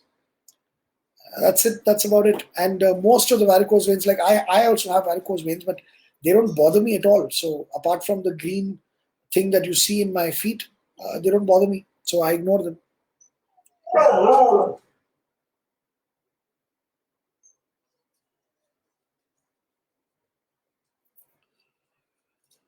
Okay, Dev Joshi, I will take this question up, though it is nutrition. Sir, those who want to go on good nutrition but recently diagnosed with some percentage of plaque, can they still go on a high-fat diet? So good nutrition, you are saying good nutrition is a high-fat diet. Is it safe as they have been diagnosed? Is it a safe time as they've been diagnosed with plaque, is what you're saying. So think about it. The person is not on a high-fat diet. The person is actually on a low-fat diet and a high-carb diet. The person now, in his 50th year of his life, probably wants to get onto a high-fat diet. The doctor, when he goes for a checkup, the doctor examines him and he's found to have a lot of narrowing of arteries because of plaque. And the doctor then tells him that I've heard about the ketogenic diet, I've heard about these high-fat diets, they seem to be good, but you should not be getting onto them because you've got plaque buildup. The individual has never been on a high fat. The individual has always been on a low fat, high carb diet, and he exhibits a lot of plaque.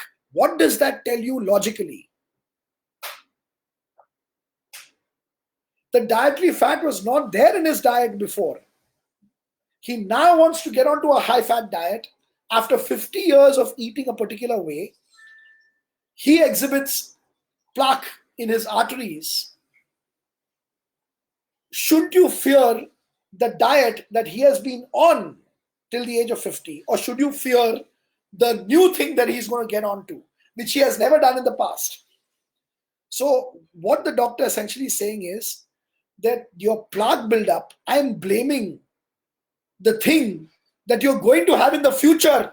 I'm blaming it for the plaque that I see now, that you've never had in your life before.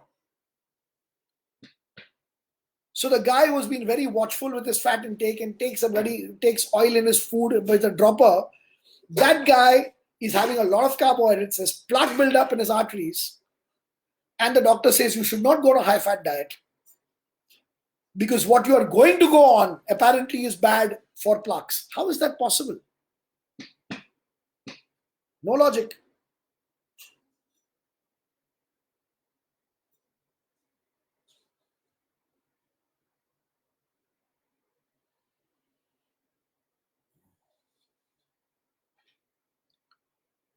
First of all, Vinay Kaushik, if your friend was eating only egg whites, then he's getting horrible nutrition. Only egg whites is bad nutrition. Don't mess around with what God has created. God has created an egg, and an egg is supposed to have the white and the yellow. The scientists should not think that they're smarter than God and remove the yolk and have the egg white. Why the hell did God put the yolk inside? Apparently because God or nature doesn't understand nutrition. Only us human beings understand nutrition. And then nature can go wrong. And we are there to correct nature. So we should remove the yolk and have the egg white only. Agar pura whole week only egg whites khayega, so he's nutritionally very deficient because all the nutritive value of the egg is in the yolk, and he's removing that only and having. And he's losing hair because all males lose hair, not even because of eating egg whites. He's losing hair because of male pattern balding, which is part and parcel. अब कोई कोई लोगों के बाल झड़ते हैं, कोई कोई नहीं, कोई कोई 20 साल की उम्र में बॉल्ड हो जाते हैं, कोई कोई 70 साल की उम्र तक उनके बाल रहते हैं. This is male pattern baldness. It is not to be attributed to egg whites. Even though egg whites is bad nutrition, it still is not the reason for hair loss. Hair loss in a male happens because of hormones, happens because of more conversion of testosterone to dihydrotestosterone. That's why. No, Rahul, I don't recommend intermittent fasting. I recommend, as I say, I recommend incidental fasting. So today I got busy with some work with my company in the afternoon, and then by the time I finished that work, it was time to start this event. So I've skipped my lunch. So ho gaya na, incidental fasting. But my energy doesn't suffer because I'm on the right kind of nutrition. If I skip a meal, there is no drop in energy, there's no drop in sharpness. In fact, I get sharper as the amount of time passes by but I no longer plan my fasting. Happens sometimes. So not intermittent fasting, but incidental fasting. And because I'm on the right kind of nutrition, the incidental fasting that occurs doesn't make me pay the price of less energy because I've not eaten.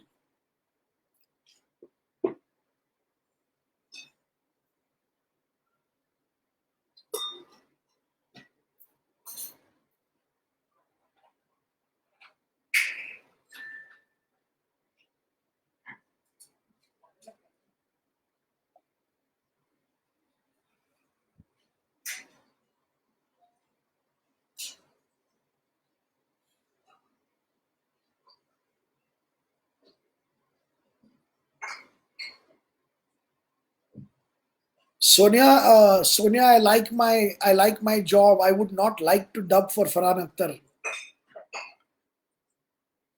Too busy to do that. And I think he's got a voice of his own, doesn't require a dubbing artist.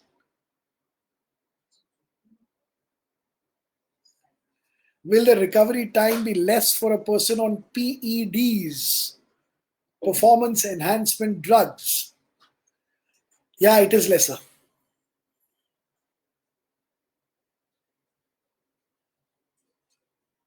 All right, I'm through with all the questions.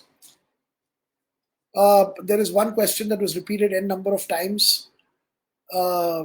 People become diabetic eating your regular fare food. And what is dangerous is what made them diabetic in the first place. So people should stop asking this question whether ketogenic diets are dangerous or can ketogenic diets be had by diabetics. Finally, there are only two kinds, no? There is either carbohydrates and protein or fat and protein.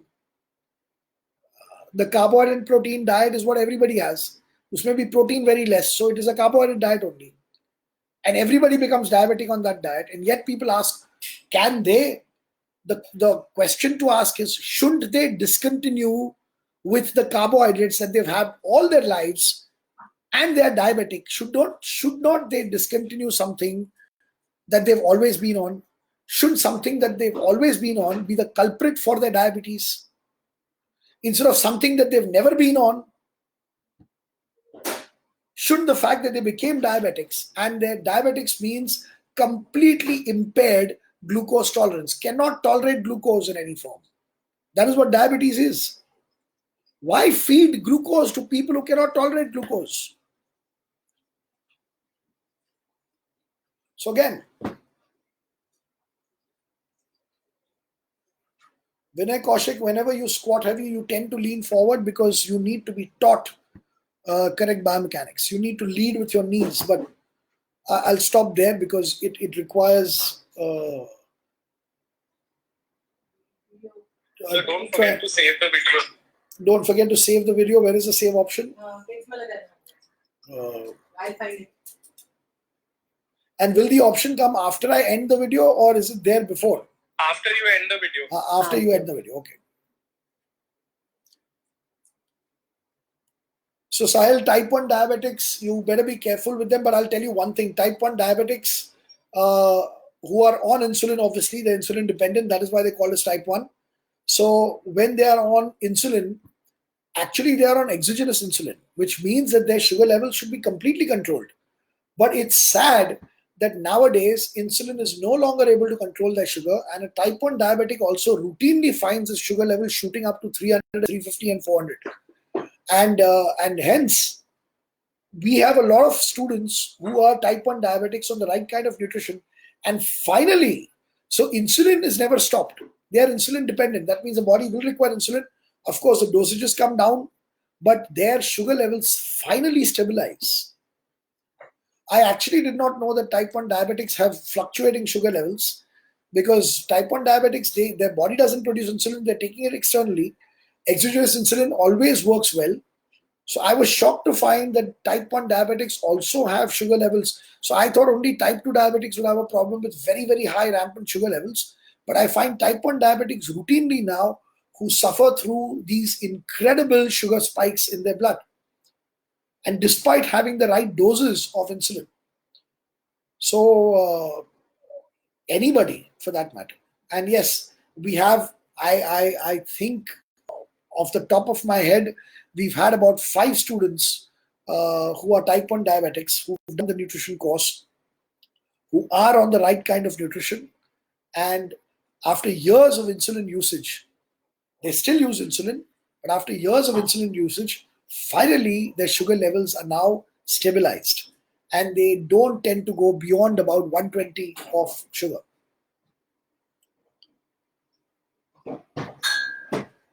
All right, guys, I think all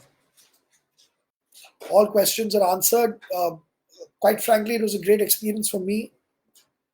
I didn't know whether I would be able to talk that much and give information, but the questions kept me on track.